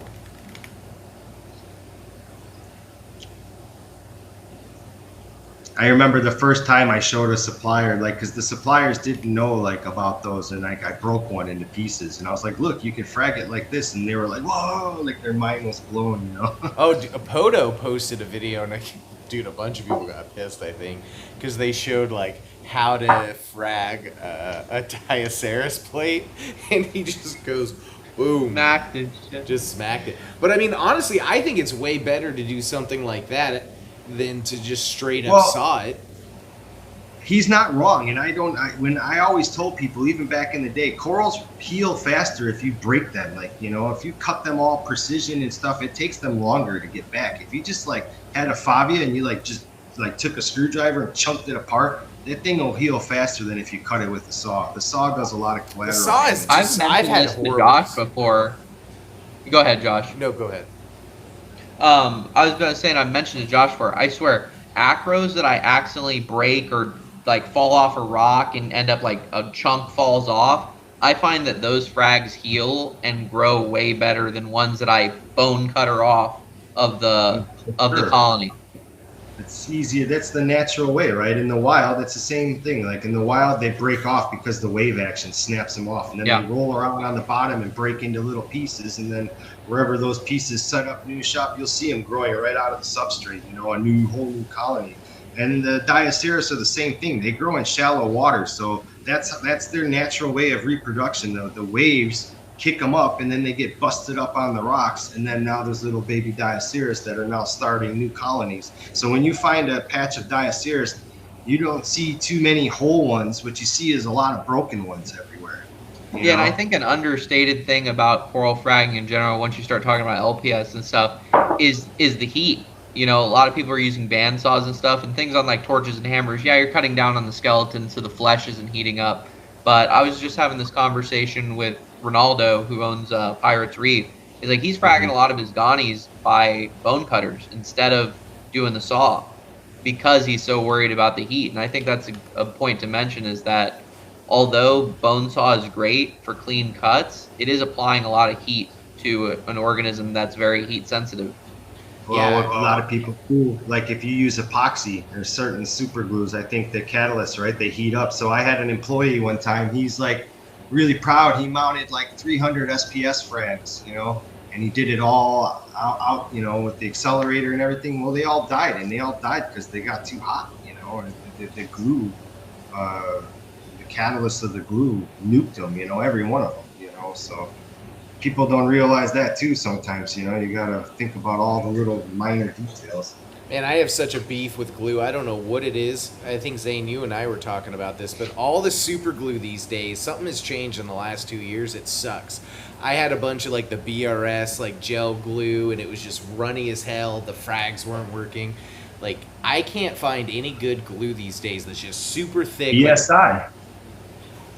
I'll have to look, but like, dude, he's super That's expensive. the only glue. That's the only. It is, but you get what you pay for. You're gonna use less glue, and it's so much more convenient to have that six gram tube rather than those little tiny tubes. I'm telling you, BSI with the accelerator, you use half the amount of glue. That accelerator, one little spritz.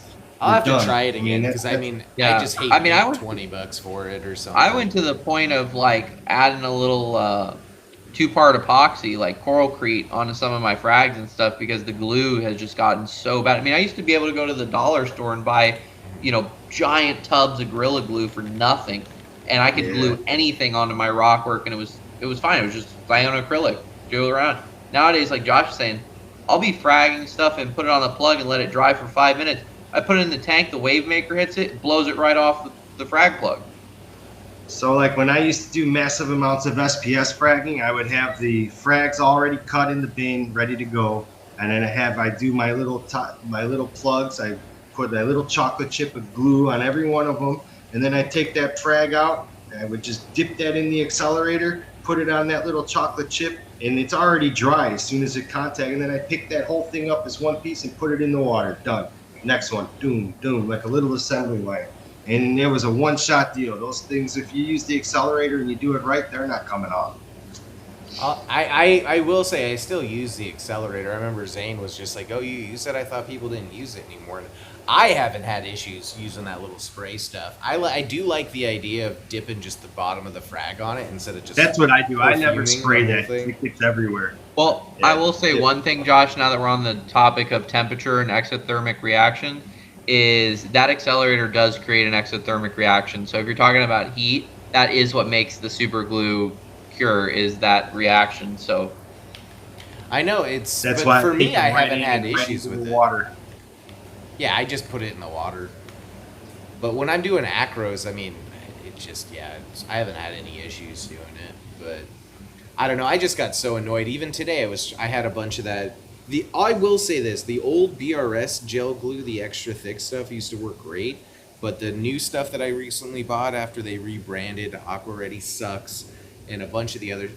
the Polyp Lab I still use, and it's not bad, but it's just not as good as it used to be. But I'm on Amazon. You're never going to go wrong with BSI. BSI, the guy that owns that company, he's like passionate, and that company makes glue for NASA. So I'm sold, Tony. I'm ordering 10 things right now. I don't know. And they're good people. I'm literally it's like a family-run company.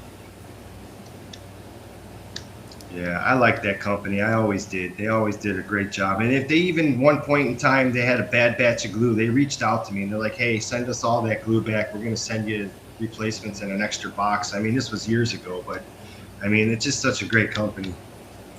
Yeah, they sell it on Amazon. Extra thick? Is that the one? Yeah, the brown tube, I can't. Yeah, that's like 6 ounces. It's a pretty good size tube, and you can get it all out pretty easily. You know, you don't waste any. Yeah, Josh, it's the like tubular one, not the like the more like fat one. Like the toothpaste style? I don't know. Send me a link. Yeah. Yeah, it's like a toothpaste tube, exactly. Exactly. That's a good way to describe it. And they give you extra tips and everything. I mean, like they I don't know. For me, you buy it by the case and you just keep it in the fridge and it'll stay fresh. You know, if you get the discount on, I think, what is it, 20 or 15 packs to a case. I think I've You know, only if you ever frag bought it- it off Reef websites, and it's like they charge $20. I don't think I even ever realized that I was probably paying just a. Oh, they're easy to set up an account with. Yeah, I mean, you can always sell I'll it use on your your website. You can.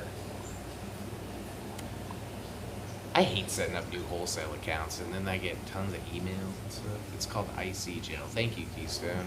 Yeah, that's the name. I couldn't think of it either. What Yeah. Gary's asking about the putty. I sometimes I use the putty. That's another thing. I just don't feel it's as good as it used to be. I've used the. God, The Coral Crete, Josh, is the only one. I've tested every single one. The Coral Crete from Seachem. I forgot who said, Gary, you asked about it? Yeah, the Seachem one is the best one in my opinion. I Is used that it compared for... to D&D? Is it like the same? Because D&D was the only one that I would use, because the rest of them would just melt and turn into a pile of goo. You know, the D&D would hold up. I've used this. The other Coral thing that I Crete. learned from Vic From back in the Tunes. day, from Worldwide, is if you have a little bit of moisture on your hand when you start mixing that putty, it makes the consistency better. It actually cures a little bit better, but not too much. Like literally, like if your hand was just a touch wet. See, I would dip it in before I would actually use it. I would dip it in and, like, I don't know, cool it. I always thought like I would cool it off, you know, and then kind of swish it up again and then use it. And it always seemed for me. But yeah, plenty of those putties are terrible. They just turned into like too soft. They don't harden fast enough. It's too much work. But for me, the D&D, but the brand you mentioned, I'm not familiar with it. We have a local brand here that's awesome, but I think it's like automotive grade, but it's the same stuff. I used Actually, to no, use the I- JB water welt, but the last time I bought that on Amazon, it was just garbage.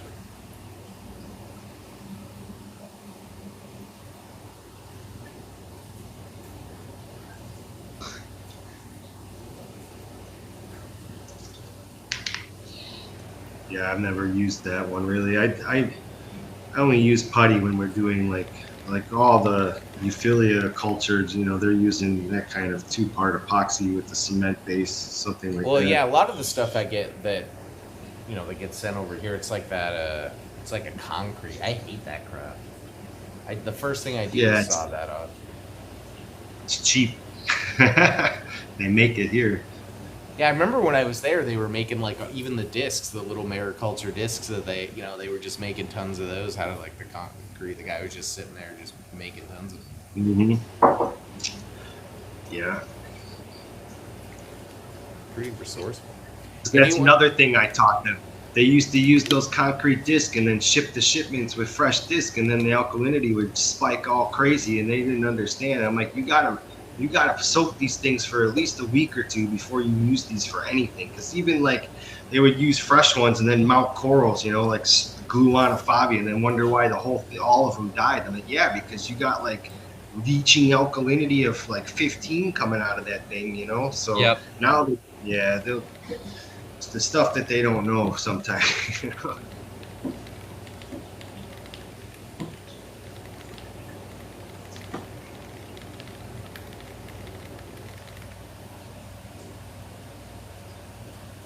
I guess, Josh, another thing we should probably ask Tony while we have him here is, Tony, what do you think is like the biggest misconception that like a retail side customer would have about like wholesalers, or not wholesalers rather, but people who are in Indonesia harvesting, growing, propagating coral? Like, I think I'll just give you some ideas of what, like, I would say the average hobbyist thinks is that, like, you know, they're loaded with pests, and, you know, the conditions are terrible, and, you know, they don't know anything about the corals, even though they're the ones harvesting them. Like, I feel like in today's world in the US, there's such a big push about, like, everything has to be aquaculture, aquaculture, aquaculture. Like, if it hasn't been in the hobby for a long time, you haven't been growing it for 5 years, it's sick. It's not ready for the aquarium. So it's not much different than what's going on in the United States, right? So you got like, retailers that are like professional, and then you got these like, fly by night companies, I guess you might call it, and obviously the people that are passionate, like you and Josh, they really take good care of their corals, and they go the extra mile to make sure things are done right.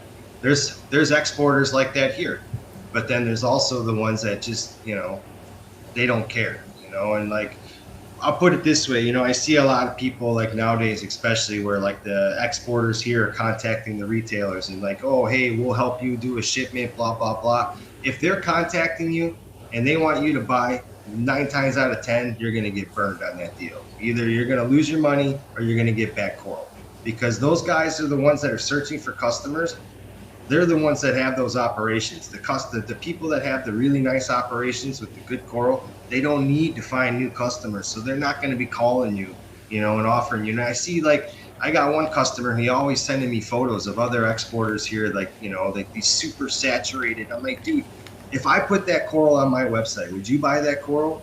Well, it does look a little Photoshop. Exactly. Like, you have to be really careful, especially nowadays. These guys are getting good at scamming people. I know plenty of people that got, talked into doing these shipments, and then, in the end of the day, they didn't get any of the stuff that they were hoping for.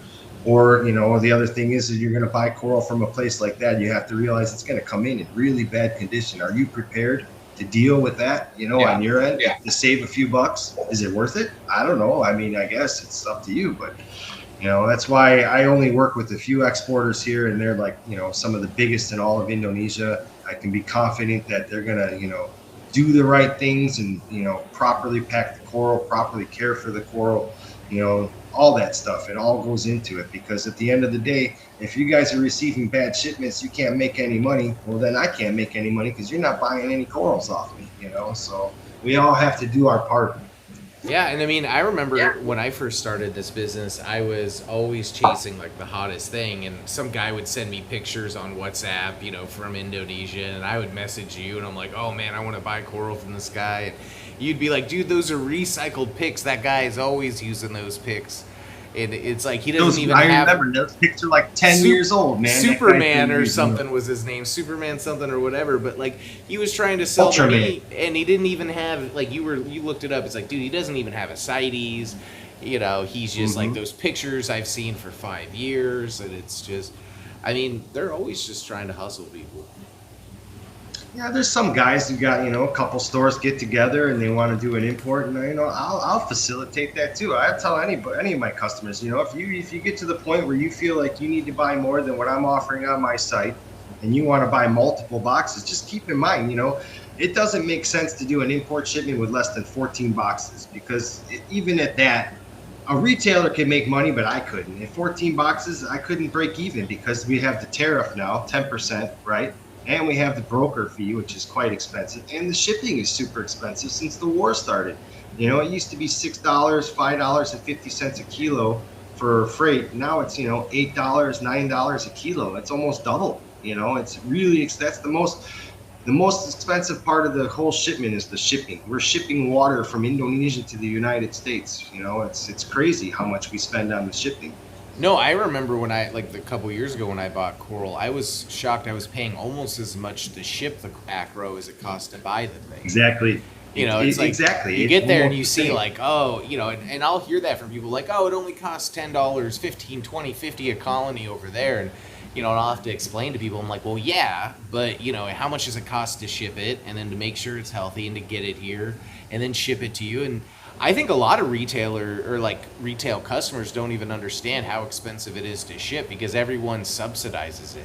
I mean, everyone's selling on TikTok Live, and you know, it's like they charge you $30, $40 for shipping free at 300. I mean, half the time when I ship a box out, I mean, I'm paying minimum $50 to ship it, even to like a neighboring state of Florida.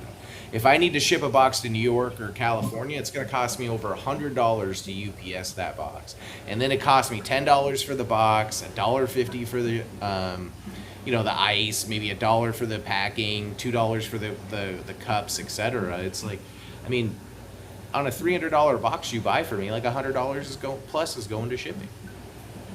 Yeah, it's, you know, we use Southwest Cargo, you know, so, and we choose that because a lot of reasons, you know, they're very consistent. We don't have any problems. You know, a lot of customers, oh, you know, I don't want to go to the airport, I want UPS. And I'm like, well, it's going to be, you know, almost $300, $270 for a box, or you can do it on Southwest for 110. And if you get 2 boxes on Southwest, you get 2 boxes for about 135, 140. So it's, you know, and then 3 boxes ends up being about $60 a box. So the more you get with Southwest, the more you can save. You can't do that with FedEx or UPS. The more you ship, it's all going to be the same price straight down the line. And then you have all the headaches associated with that. So 2 years ago, I just flat out stopped shipping with UPS and FedEx. It's just too unreliable. It's too risky.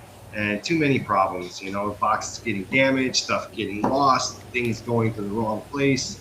You know, I can't tell you, we've been doing Southwest for how many years, and there's like a handful, like a very few small handful of shipments that didn't go right, you know. And if it's delayed, at least it's still going to get there. They know where it is, you know. With FedEx, they're like, well, if we find it, we'll let you know, you know. Well, and if it's delayed, it's just sitting in, you know, their warehouse or something like that, which, you know, I mean, isn't always air conditioned, but isn't that bad. But my problem with UPS is I've shipped, you know, a torch to, let's say, California or Texas, and they're, you know, they're union, so it's just kind of, oh, everyone left for the day. It's sitting in a truck in 100-degree, you know, heat.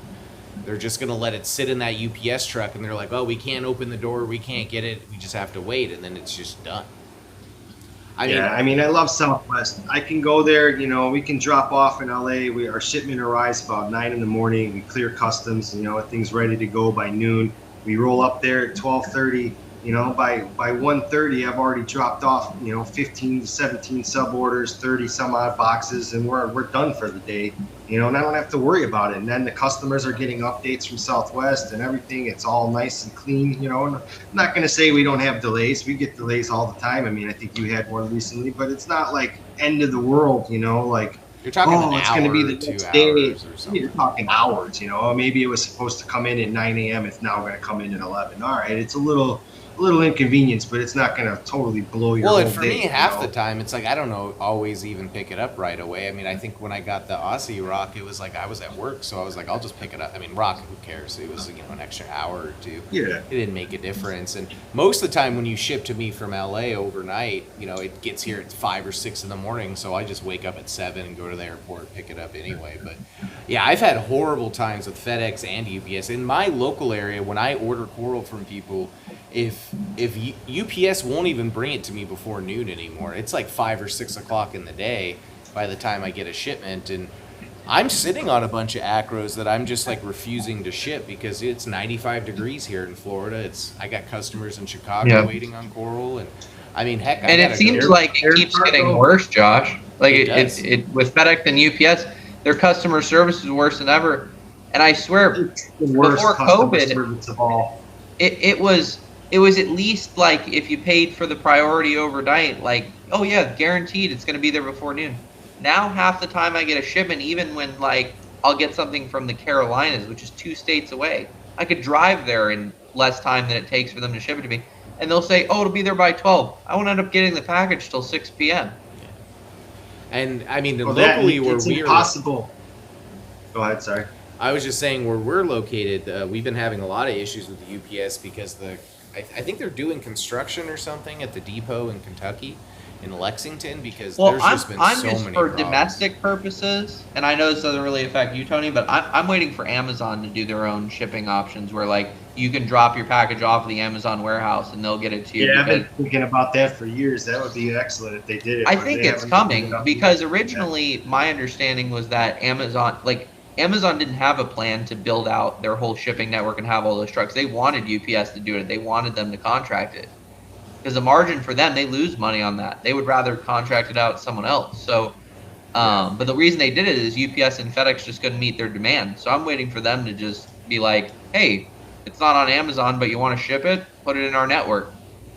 And we were shipping probably, I don't know, 30, 40 boxes a day, 5 days or 4 days a week. And it was, the most annoying thing with UPS and FedEx, because we would bounce between, UPS now, and then we go to FedEx, because it was like, we started having problems. And both of those companies, they make it impossible to get anybody on the phone to help you. If you got a missing box somewhere, God help you, because Good luck. and they're like, oh, use our automated system. Yeah, your automated system sucks. It tells you the same thing the website tells me. Yeah. Oh, I mean, God. I was lucky. My UPS driver is a reefer, and I was able to get the phone numbers for like the local dispatch and distribution centers here. So I can actually call them up and be like, hey, like this box is sitting there. Can I come pick it up? Or, is this going to get delivered today? Because I mean, my neighbor got a grafted or a glitter gonny, and it was like going to be delayed to the next day. And I was able to call the local distribution and have them re-ship it out. But good luck trying to get that from like an 800 number. You're not going to get it. No, they make it so damn hard. That's what I was just like, what? A lot of people, I lost maybe a few customers because they're in remote areas. They can only take FedEx or UPS. And I still, for a certain few people, if you want to send me your own label and you want to deal with them, fine. I'll drop it off either one of those places. But once I drop it there, it's not my problem anymore, because what? I can't control when they're going to, it's supposed to go to Florida, but first they go to, Colorado, and then they go here, and however they do all their weird routing, and the thing traveling around the world, I can't give a guarantee when I can't control how they're moving the box. Yeah, exactly. Marty asked a question. What time of the year is the hardest for collecting there? When's the storm season? So we just finished up rainy season. It's like 3 months long here. So what? It's like starts in, hang on, let me just refer to my calendar here. Yeah, so like April, the end of April, it starts to get pretty funky here, raining 3-4 times a day, all day long, so things aren't doing so good. We don't, I don't like to do a lot of shipments. You'll see, like, most other wholesalers will just keep going hardcore. I'll start backing down, just like in, now when it's getting really hot, maybe we'll cancel some shipments if we don't feel like it's going to be safe, to move those boxes. It just all depends. Everything's relying on the weather, right? So, but for April, May, right? April, May to the middle of June is probably when, we have to be really careful. We'll start taking corals from other areas. You'll see we might not have so many SPS pieces during this time. You'll see a lot more donuts and Wells because those are deeper water. They're not affected, so Yeah, we can work with those stuff. We got a pressing question here from Bobby at Cush Corals. Do you put ketchup on Bobby. your hot dog, Tony? Man, I'm a true Chicagoan. That would be sacrilegious to put ketchup on my hot dog. I like it. I like the whole salad on top. How do they call it? The fully loaded, Onions, peppers, the whole bang. Yeah, peppers, onions, mustard, celery salt. Can't forget the celery salt. That's what makes it good. I don't think I've ever had it that way. I'm definitely a ketchup kid. You never had a Chicago dog, Josh? No, and I've been there a couple times. It's good, man. Pretty good. Pretty good. And it's also good for Harper. Yeah, I bet. Well, our next trip, Zane, we'll have to go to Chicago. We went to New York this year. See Anon. Yeah, that'd be a good one. Go see Anon. Maybe drive. Who else could we see out there? We could go see all the Wisconsin people. They're not that far. Yeah. Tony, another question I had for you, not related to like the U.S. market, but where are you seeing the hobby grow in Asia in terms of, are you getting a lot more orders from, China, Vietnam? Because I travel pretty extensively to Asia in the last 5 years, and I noticed that the hobby's picking up. Like when I go there from year to year, I see more stores, more places with tanks, things like that. Yeah, I mean, I don't really do a whole lot. I pretty much stick with American customers, but I do have a lot of contacts in other countries and people, asking, oh, where you get your corals from. And yeah, Asia, definitely. I mean, I just got back from Japan about 6 months ago, and I was the reefing scene there is quite weird. It's like not what I expected. I mean, really nice stuff, but like the species, like just so simple. I didn't really see anything that was wow, wow. But then you go to other places like Mexico is becoming quite a hot spot right now. They're getting They a just lot of were good able to stuff. start. Well, they weren't able to legally import corals there for the longest time, but now the new government, they're able to do stuff there. So you're seeing, that's getting big. Obviously, Canada has been booming for a while. They're getting some amazing stuff, and I guess Reef where all Raft the best stuff just goes. started up again in Canada. Yeah, Reef Raft, good old Reef Raft. We don't have to go down that way. Anyway, yeah, I mean, there's a lot of good coral going to Canada. I mean, they're getting they're more than their fair share, and there's a lot of reasons for that, and it's a lot to do with the export permits, right? So, we're bringing into LA, and LA is like the strictest port of all, so we have to follow every Shocker. rule. We can't do anything, anything not legit. It has to all be. If we don't follow the rules, they're going to take our shipment, right? Now you have other ports like, maybe Miami. I don't know.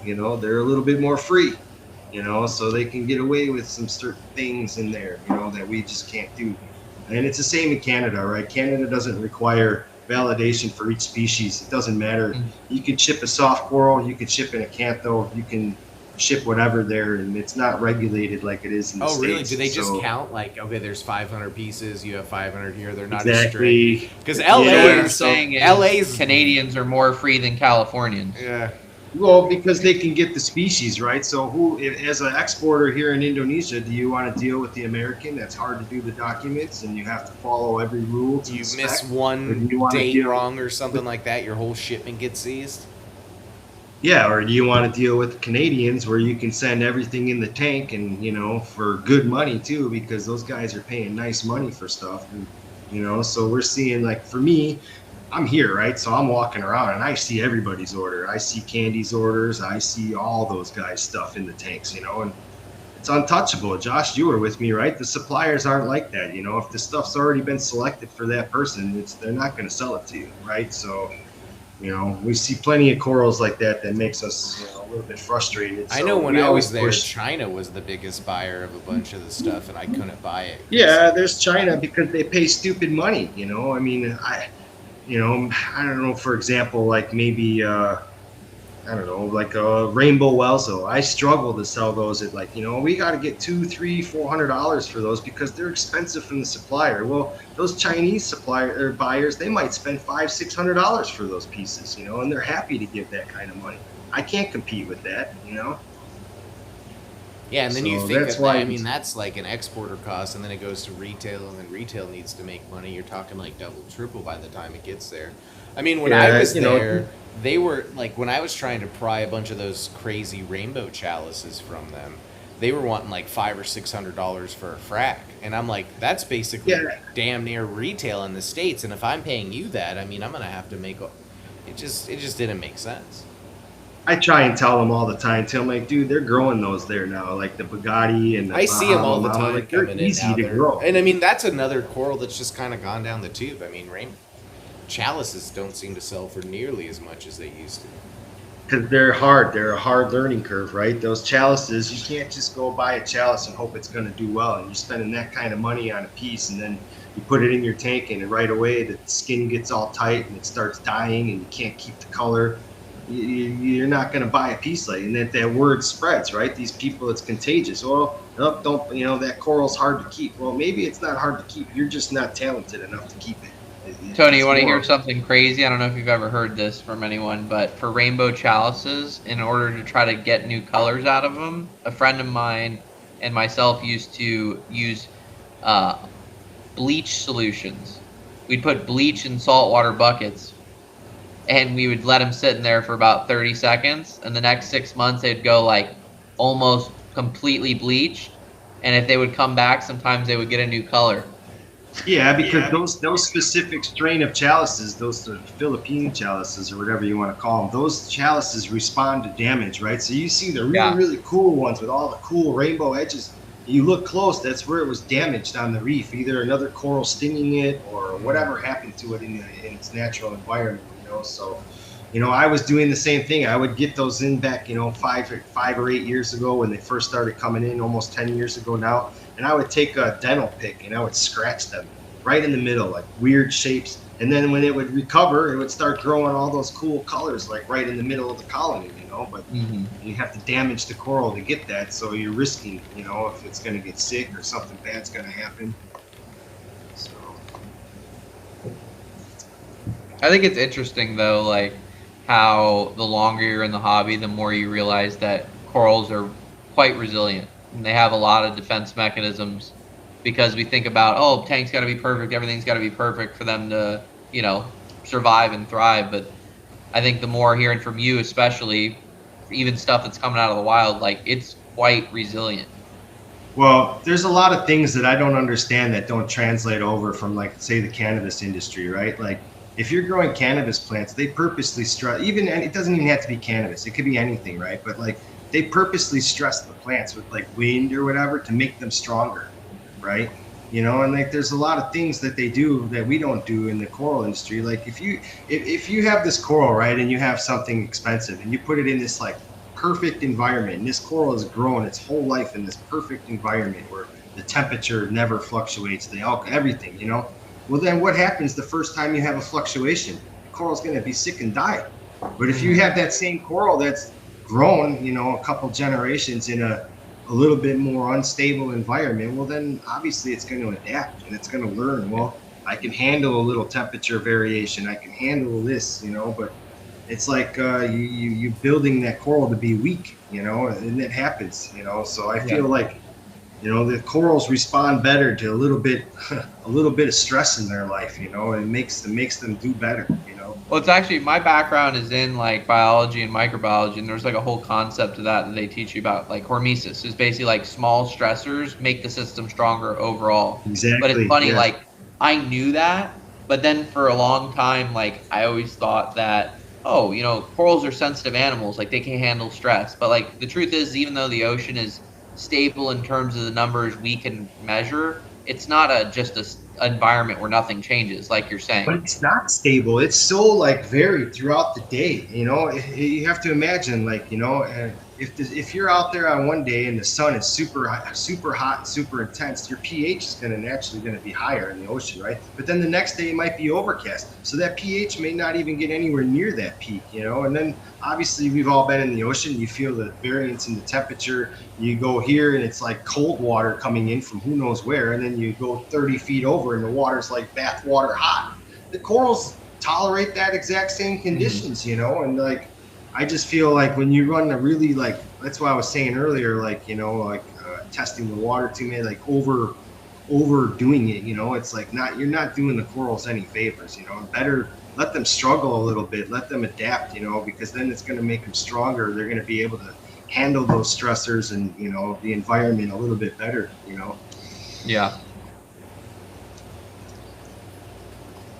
Anthony has a question here. Would you argue that the stress thing is why some wild acros are as hard as diamonds? Yeah, I mean, I got some pieces in my tank that I took from the local beach here. The most aggressive acros I've ever seen, and they're nothing. I mean, they're just like, one is a Validon, and I don't know, the other one, I think it's an Ephylo, Solitariensis, but like, they eat anything. I mean, they fight every coral, that even the bubble coral, like they can fight it off. It's crazy. But then I have other acros that are like known to be like designer pieces, like Rainbow Tenuous or something. They go even anywhere near something, you know, like they're dead, you know, like the Monopora got a little too close, dead, you know. It's just, yeah, I mean, totally. It's just different abilities for different coral, and it's the same thing in the horticultural industry, you know. Cannabis is cannabis, but they don't all grow the same, you know. Like, they have different strains that all do different things, and corals are exactly the same thing, you know. They're just like I always tell people corals are like dogs, right? You get a Rottweiler and a golden retriever, and they breed. Well, some are going to look like Rottweilers, some are going to look like golden retrievers, some are going to look just the same. You know, they're going to be mixed, and that's how corals breed. You know, they don't just breed true and straight. It's going to be that variety, and that one that does well in hot water. You know, there's different abilities for each different variation. They all might look like the same tenuouses, but some of those tenuouses can handle high power, some can't. Some can handle warm water, some can't. You know, we all know, we've been there with those different acros, and we're like, why do I have 6 tank? And you know, some of them look great and some of them look like hell. You know, it's baffling. I mean, Orange Passion's one of those for me. I mean, man, I've had that thing like 5 or 6 times, and last time Zane and I got some at a frag swap up here, and I'm like, this is the last time I'm buying this thing, and it's like literally the night I got home, just died, and I was like, well, I'm done with this thing forever. Yeah, I mean, there's certain corals. I keep trying to get this, like in here, we don't see a lot of export, but they have this like purple millipora. It's like a thin branch one. Every time I bring it home, it dies. Oh yeah, that was the one you were telling me about. That was just really cool, purple blue. Yeah, I have one now in my tank. I successfully was able to bring it home, but it's now brown as chocolate can be. You know, take a frag of it and throw it in the next shipment for me. Yeah, we'll see if I can get it to come back. It was really pretty, man. It was such a nice purple. Like, I mean, for me, with my personal tank, like I'm going after all like the stuff that looks good in white light, right? So it's not anything normal people would really want, you know. But I mean, I would love a purple millie. I don't care if it only looks purple in white light. I think that would be awesome. Yeah, but if you put that thing in a blue light, it looks terrible, you know? Yeah, but I have a handful of corals in my tank. I run whites, you know, maybe over half the day, and I think maybe even more than half the day. So it's just like the late afternoon, evening time, the last 4 or 6 hours, I just run just blues. Yeah. But I like white light acros. And I mean, a purple millie would be real cool. I mean, I'm always, you know me, I'm always asking you what new acros are coming because it's getting harder and harder to find new stuff. The only new acros I see coming are the Malaysian stuff, and every time I buy it, they just die. So I'm just kind of over it. I got 3 Malaysian acros in my tank, all frags, and really, I found that they like the same conditions. So I don't know about how aggressive they are yet because they haven't really had to fight off anything. Like I have this Monopora cap that's in my tank that just grows everywhere, and like either it grows over the acro or the acro kills it. So there's only two outcomes with that thing, and like it's getting close. We're gonna see what happens. But those Malaysians, I feel like they grow just like the shallow water acros. I feel like they're pretty hardy. I mean, they colored up right away. The polyps look really good, and for me, but I don't know. I don't have anything super crazy. I just have a speciosa, and I have like I don't know what it's even called, but like a yellow. It's kind of this neon yellow thing with like really bushy polyps. It's pretty cool. And then I have this red one that it looks like PC rainbow, but it's not. It's something else. But it has that same effect with like the rainbow red, orange, blue thing going on. But it's like more of a smooth skin type acro, and that thing is like thriving. So. You know, I felt like they're pretty easy, but I don't have a lot of experience. You know, the Speciosa, when I got it, it was damn near dead. It was completely white, barely made it home. I thought for sure. It was my 3rd attempt. I had already bought 3 of them, and they all died. This one actually made it, so. That's Gary was asking a question, Josh, about nutrient levels. I'm not sure if he was asking Tony in the holding bins or if he's talking about from a, like, obvious vendor tank perspective. I mean, do you experiment with different nutrient levels?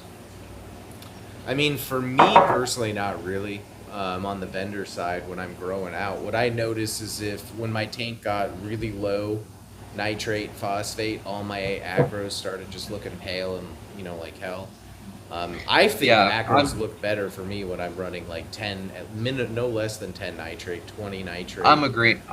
I would tend to agree with that, but I would say that danger-wise, like if I'm thinking like what's gonna ruin my corals, is I'm more worried about my phosphates bottoming. For me, that will cause, especially smooth skins, will completely RTN for me. But in regards to specific species, he was saying, millies don't like super dirty water. If you're someone who tends to run a mixed reef and lets those nutrients creep a little bit too high or out of whack, for me, millies are the ones that are going to be affected first. I don't know what you Yeah, would they think about brown that, out Tony. right away. Yeah, for sure. I love millies. I have a lot in my tank, and I think that, like, you're right on the money. And for me, 10 and just a touch of phosphate, like barely measurable. I usually keep it right in there because I rely on a big fish load. I have 15 yellowtail damsels and six. Well, I had six line wrasses. Now I'm down to four because two decided to jump out. But I got quite a few fish in this little tank, so. And I feed like 3, 4, 5 times a day. I feed little bits often. I don't like to put in a whole lot at once. I feel like that's not good for the tank.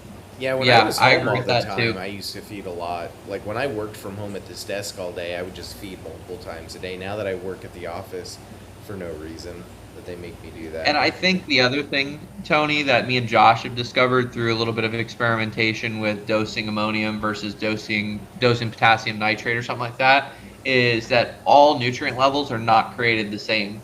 Like essentially the old monogram of high input, high export, like that is true because the corals are not really using the nitrate that you're measuring on your test kit. It's all the precursors that are coming before that are really utilized by them.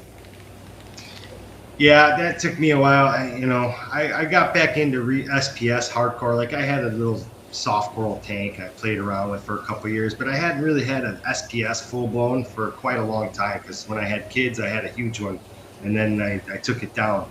It was like 800 gallons, and it was thriving. And then I started this one, and I was struggling to grow coralline. I'm like, what am I doing wrong, And then I was doing kalkwasser and I was trying to manage it like that, and I was having all kind of problems with the alkalinity being high.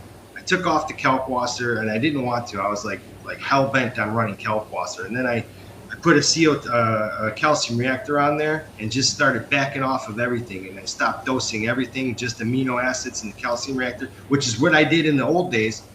Magically, the tank is thriving, and that's all I did. I got coralline growing everywhere, which in my opinion, if you can't grow coralline, something's not right. It's just like the very first thing. If you need to have healthy coralline. If the coralline's not growing well, something's wrong somewhere. I mean, I grow it, but my merchants eat it all.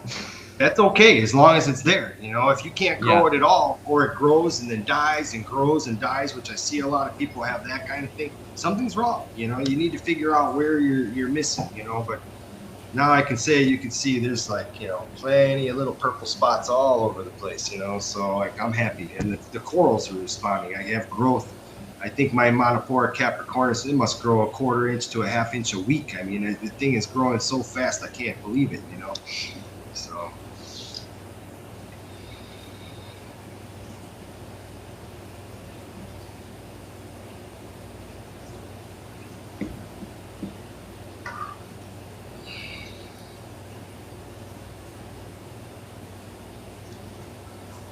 Josh, you have a lot of Malaysian acros in your tank? Not right now. Yeah.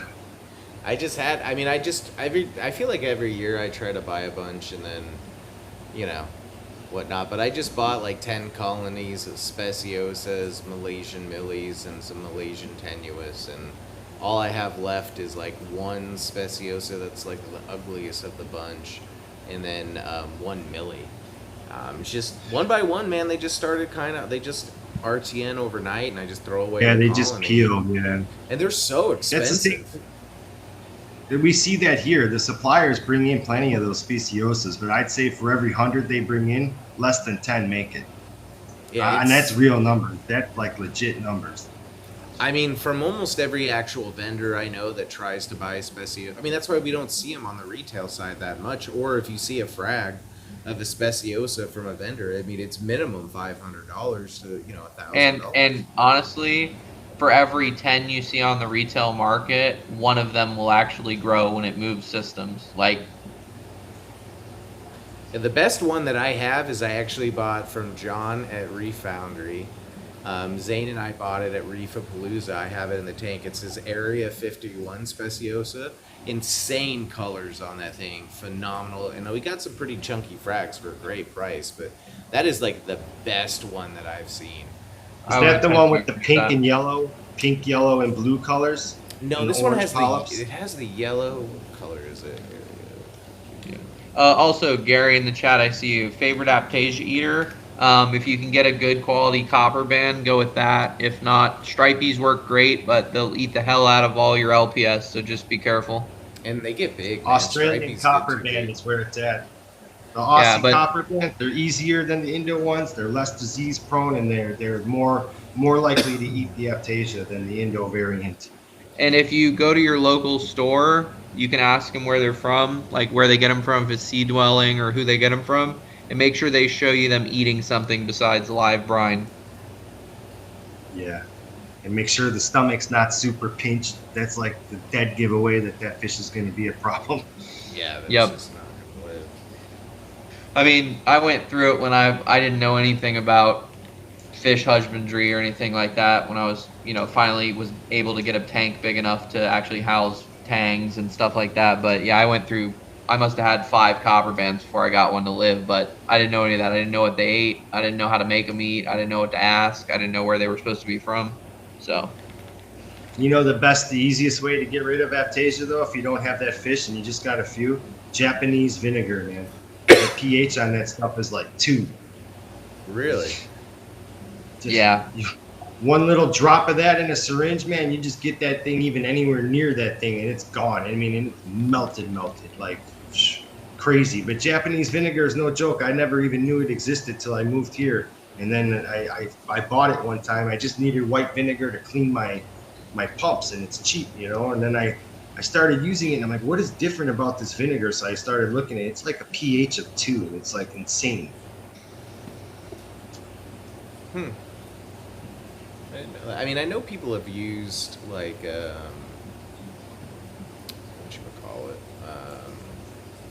like kalkwasser, stuff like that. Calc works good too, but if you got a lot, it's hard to do calc because it starts to boost up. If your tank isn't that big, you start banging up your pH, and it's a bit messy, and you got to make it really thick to work right. But that vinegar, boy, I'll tell you right now, they like puff up, they go, and then they just melt. The osmotic effect of the pH change makes them like blow up like a balloon. And they like burst, and then they don't need, like, nothing comes back, like even the footprint. I mean, the whole thing died. I don't know what the vinegar chemically does. I mean, it just melts it, even all the little lacerated feet and everything, and you don't get one that pops back in that place. This is the Reef Works. I don't know if you guys can Yeah. see it. Oh yeah, I've never seen one like that before. That's really nice. I've This seen doesn't a few even where do they it have like, justice, to be honest. Yeah, it doesn't. Here, I have a good question. What do you guys think about polyp extension on Acropora? See, that to me, that's like excessive, like holy cow. And I think a lot of people think it's good, but then you always think it necessarily means it's a more healthy coral, because in the wild, they don't look like that. I can go first if you want, Josh. Yeah, go I for would it. say that it's something that hobbyists are really obsessed with, because people used to say, like, oh, when the polyps are out, like the coral's ready to feed, it's like hungry, it's healthy, like, it's maxed out its photosynthetic needs, and now it's looking for more food. And I hear people all the time say, like, oh, my polyps are extended all day. For me personally, it's a balance. Like, at night, I would like to see more polyp extension than I do during the day. But if I'm seeing something that's like crazy fuzzy, I'm almost thinking that it might need a little bit more flow. Yes, and it's hungry. Yeah. I think, as well. I don't always think that when I see some of these tenuous where you can't even see the skeleton, and then I'm thinking to myself, like, I've been in the ocean many times, and I've seen wild tenuous. I've seen thousands of them on the farm. They never look like that, They just have the normal polyp extension, I always wanted to ask people, like, what do you think? A lot of people think it means it's more healthy, but I don't necessarily believe that might Like be. a great example of that, Tony, is like if Josh and I are at a show or something, and like it's early on, and people like just brought in their sticks, and like all they have is the return pump running, and they have like no power head stirring up the water, right? And we're going by. Those acros are so fluffed out, like their polyps, because there's nothing blowing on them, like whatsoever. Like the polyps are so loose that for me, it's like, oh, well, yeah, I want them to have some polyp extension. I want them to be tight to the skeleton. But yeah, if there's not enough flow, definitely. What I think it is it's like they're trying to get gas exchange, right? That coral's like suffocating a little bit. So it's like, okay, I'm going to open up as big as possible to expose as much surface area as possible so I can change out these gases in my system. I just always wonder. And then I think something with the blue, really, really super blue LEDs also sort of like brings that effect out as well, like these really bushy polyps. And like I don't know who I always see, what's his name, Anid, right? He's got all the crazy Yeah, non. acro and his polyp extension. I'm like, wow, look at those polyps. But then I'm like, what does that? I mean, it's cool, but does it mean it's like? I don't think that has any determination on health necessarily. Here's a good example of that, Tony. I know Josh is showing off some of his pieces right now. Anyone in the chat who's looking, this is Josh's SPS tank. But I do notice that some of the corals in my tank that aren't getting enough flow per se, just because of the way the other corals are growing or blocking the flow from them, they tend to be a little bit puffier.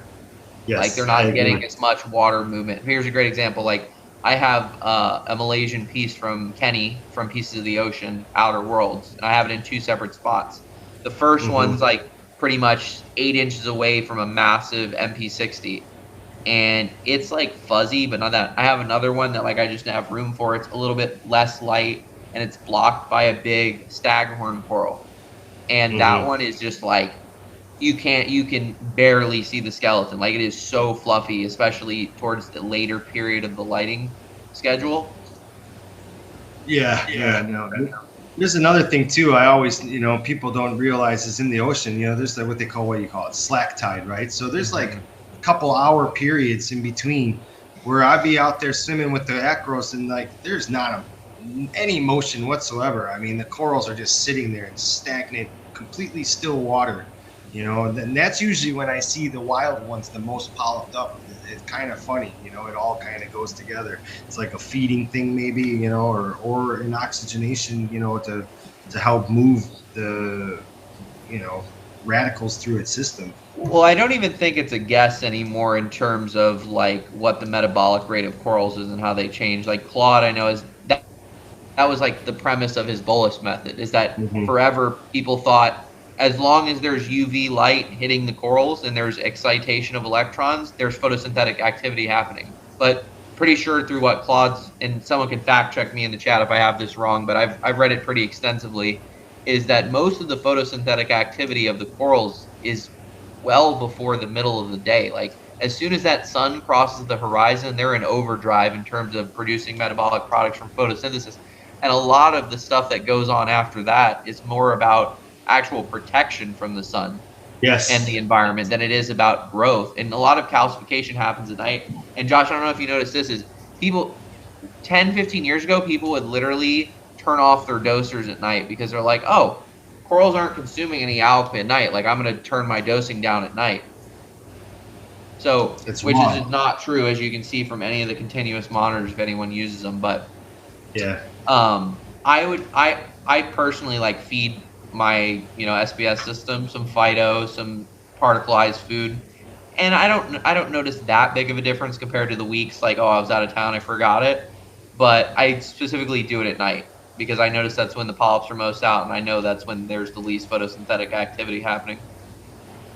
Yeah, it was Alan over at CRT too. We chat all the time, and I like his. I've been doing that method like naturally, like where a lot of guys now are like, my lights turn on in the morning, just like 5 minutes, and my T5 comes on, and then my metal halide comes on, and then the tank is full power right from the get-go, and the pH just follows right along. The whole long ramp thing just came along with the adjustable LEDs.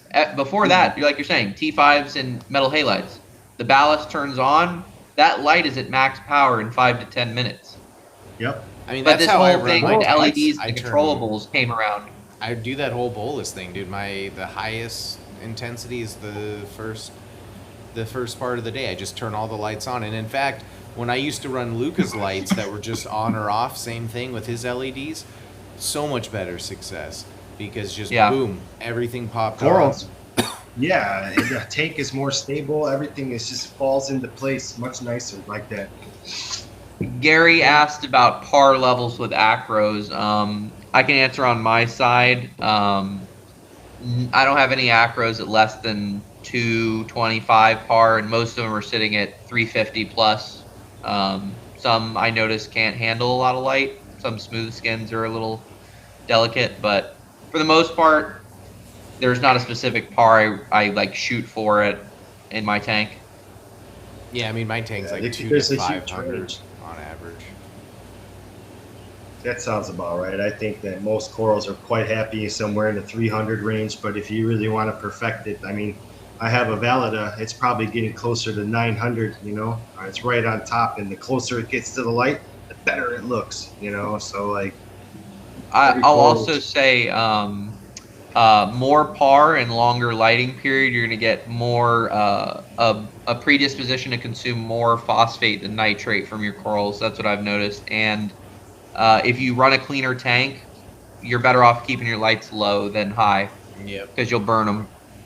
Yeah, because you can't support the nutrient demand, so the coral will ramp down in accordance with the amount of light provided. It's 100%. They're just like in nature, right? They're gonna grow in all different areas. They can't really control where they're gonna settle, So you might have one staghorn growing here right out in the open and the same exact one growing here. Not only do they look different, the color's different, but the shape and everything, So it's 100% like that. They're gonna adapt to their environment. You just gotta stop playing with it and changing things. Yeah, honestly, Gary, I see your comment too about the reef under the roof thing. I would say that consistency is the number one thing when it comes to SPS. I've seen people grow amazing SPS with lights that barely crack 300, and I've seen people who blast them. And I know the video you're talking about. That's our friend Alan from CRT. He's more on the side of running higher par, but it's consistent, and it goes along with his system being he feeds a lot. Yeah, You definitely want I like- higher nutrients if you're going to do that. Yeah, you have to feed the animal when it's just like a marathon runner, you're gonna run, you gotta feed that body. So the same with the coral, you're gonna push that level. I just turned on my halide. I'll show you guys what 1,000 par looks like, because I don't think a lot of people have an idea what really, how intense that can be. It's gonna take a minute, but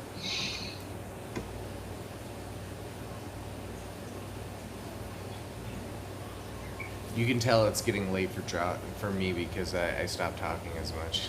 That's okay. Tony, I did want to, just since we got you here and whatnot, and I love to travel to Asia. I'm curious, since moving there, what's your favorite part about living over there? What's something you miss from living full time in America?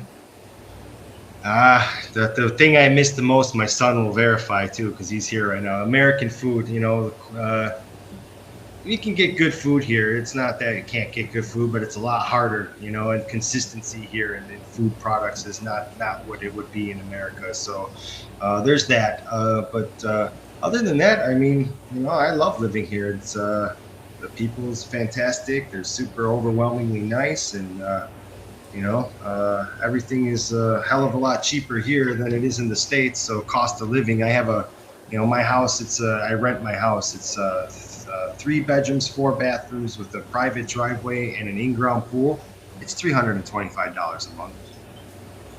Yeah, not bad. Gosh, where you we might need a summer home next to Tony's. Might need to buy the place next door. I know, right? Dude, every time, I'll tell you, like last time I was visiting Tony, and every time I go to Asia, I always convince myself to just like not come back. Not come back. Not Because come I'm back. just like, no, why? every time. I'm just like, cash out my 401k, live in Thailand. I already have a house there. Mine as well. Like, it's just so much cheaper. Yeah. Wow. So that's what kind of growth you get. I mean, this is the halide. I got all these clams down on the bottom. Nice clams. Leah, to answer your Yeah, question, Tony lives in Bali. He's an importer of coral. So some of the coral you have in your tank that you're probably buying from others on TikTok originally came from some of the farms that Tony works with over there. Yeah, he does the yoga retreats on Sunday mornings for the influencers when he's not doing the coral thing. No, thank you. No, Zane, I mean, I'm going to be in Thailand, and I was just talking to Tony today that I think, I'll probably go down to Indo for like a long weekend later this year in November, just to go hang out with him. If I'm going to, it's like, if I'm going to be in Thailand, it's a 3-hour flight to go see Tony. Yeah. Usually for my It's a wife. no-brainer. Yeah. Well, it's always hard with the wife and the kids, but once I'm in Thailand and my wife's with her family over there and everyone's sitting And if he tells Daria that I'm going, oh, that's yeah. Zane's flying all the way there. Honestly, Daria No usually way. doesn't even care when she's with her family and she's got her mom and all her aunts and cousins and they're all sitting there talking in Thai and I'm just like just the odd man out, just being like, I don't know what anyone's talking about. I'm just like, I'm gonna go to the mall. It's like just go down to Indo for a long weekend, go pick some coral, go swimming. It's fun. Just be careful what you eat, man. I got the worst stomach ache over there. Bali belly. Bali belly wrecked the me, water man. here. You got to be real careful with the water. Fresh fruits and vegetables. You gotta I don't eat anything in a restaurant that I didn't wash myself. Like no ice. But as long as after you lived here for a while, you get used to it too. Like I used to get Bali belly all the time, but now I could probably drink the local water and not get sick at all. I've been here 3 years. I've developed an immunity to it. But poor Josh, man, he was laid up for a day or two. Dude, I was in Thailand for a month, totally fine. I go to Bali, and the first day I just get destroyed. We went to some place. What was it? We got some pork or something. They sell that the suckling pig or something like that. Dude, whenever Bobby I go to Gooney. Asia, that's why I literally only eat cooked meat Mhm. and hot soup for the first week, just so my body can get adjusted to whatever bacteria they have. I don't eat any raw fruits or vegetables typically right out the gate. Try not to at least. Last time I went down to Bali, dude, I was there. I was already in Thailand for a month, but it's just the first day in Indonesia just wrecked me, and I was like, dude, I've been over here for a while. I should have been fine. But the cool thing about Bali is it is so cheap there. I was able to have some nurses come to the hotel and it cost nothing, and they gave me a full IV drip of nausea medicine and stomach medicine, and I literally felt like $1,000 the next day. Dude, I got wicked sick 6 months ago. All of a sudden, I felt these stomach pains I never felt before, and I'm like, oh, this isn't Bali belly. What's going on? And I got all these dizzy spells, and I started feeling really weird. So, and I'm not one to go to the hospital. I hate hospitals, but I told my wife, I said, I need to go to the hospital. And then we go there, and the doctor's like, what do you think's wrong? I'm like, I got a parasite. I'm sure of it. I've never felt like this in my life. Sure enough, I had an amoeba in my gut. And so I had to do all these crazy hardcore antibiotics and all this stuff, and it was pretty nuts. But that was really weird. I felt like I was dying. Oh man, that sounds Hallucinations awful. and stuff. Yeah. Oh, it was wonderful. Let me tell you. I mean, are those the ones that can get into your brain? I mean, in Florida, I'm I won't even I don't want my kids to go swimming in any of the lakes or anything around here. You always hear about some kid dying from some brain amoeba. Yeah, I don't know what kind of amoeba. I forget the name. It's a gut. It lives in your guts, and it guess was it's better than your the brain. population was huge in my system, so my body was freaking out. She's like, you were days away from shutting down. I'm like, oh, that's wonderful. So Oh wow. anyway. Well, anyone have any more questions they want to ask someone living in Indonesia, shipping coral and importing it into America? We've been going for 2.5 hours. This has been awesome. Yeah, that Thanks, went by everyone. fast. That's cool. I know. Yeah, no problem, man. It was a lot easier than I thought it was going to be. So Well, I'm glad we spent the hour and a half this morning. Your last night trying to make it work. yeah. Thanks, Matt. Well, hopefully, we'll get some more followers, and I'll be able to do my own video without having to do this three-way thing. Oh, Christy wants to know, when's the next coral release? Sunday, 7 p.m. Chicago time, RM. That's how you know you're a real Chicago native. You just gave updates in Chicago time. Yeah, everything. Not because it's PST, such not a standard Pacific time.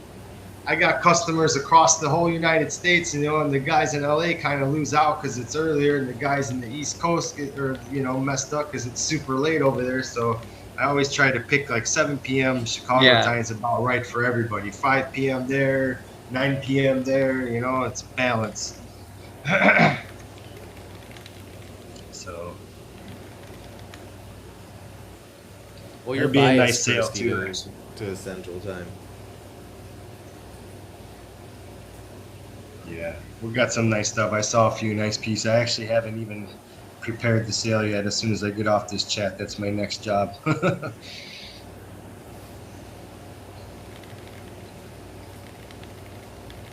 Awesome, man. Oh, the McGregor fight. Right on. Oh, so we're finishing up at like the perfect time. Yeah, Yeah, they're just about sure. to do the walkouts, I think.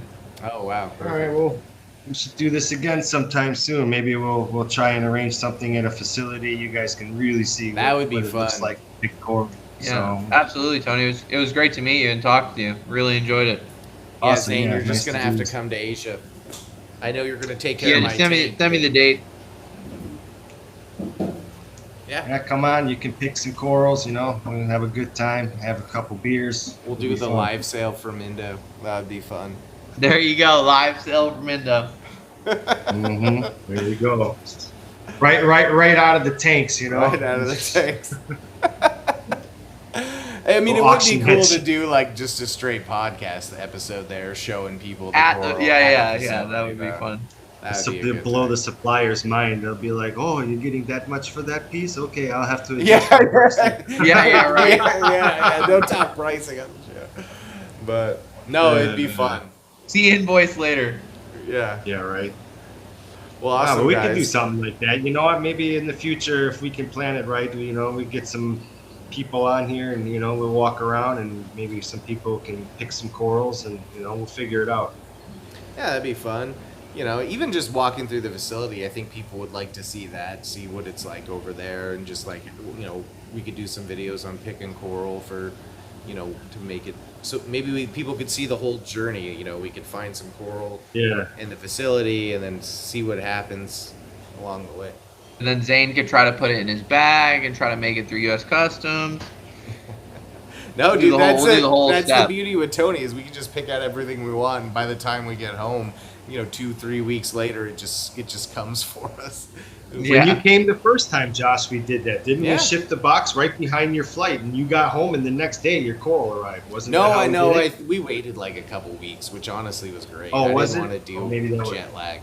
But yeah, I picked out all the coral, and then they just sat in the facility for 3 weeks, and then, you know, kind of acclimating to the aquarium conditions, and then you shipped it out to me after I'd been home, you know, 3 or 4 weeks, and yeah, it was great.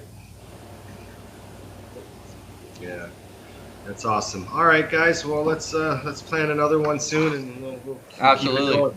Yeah, guys. Okay. All right, everyone. Thank you. All right. Bye-bye. Thanks for having us, Josh. Bye. Thank you. Bye.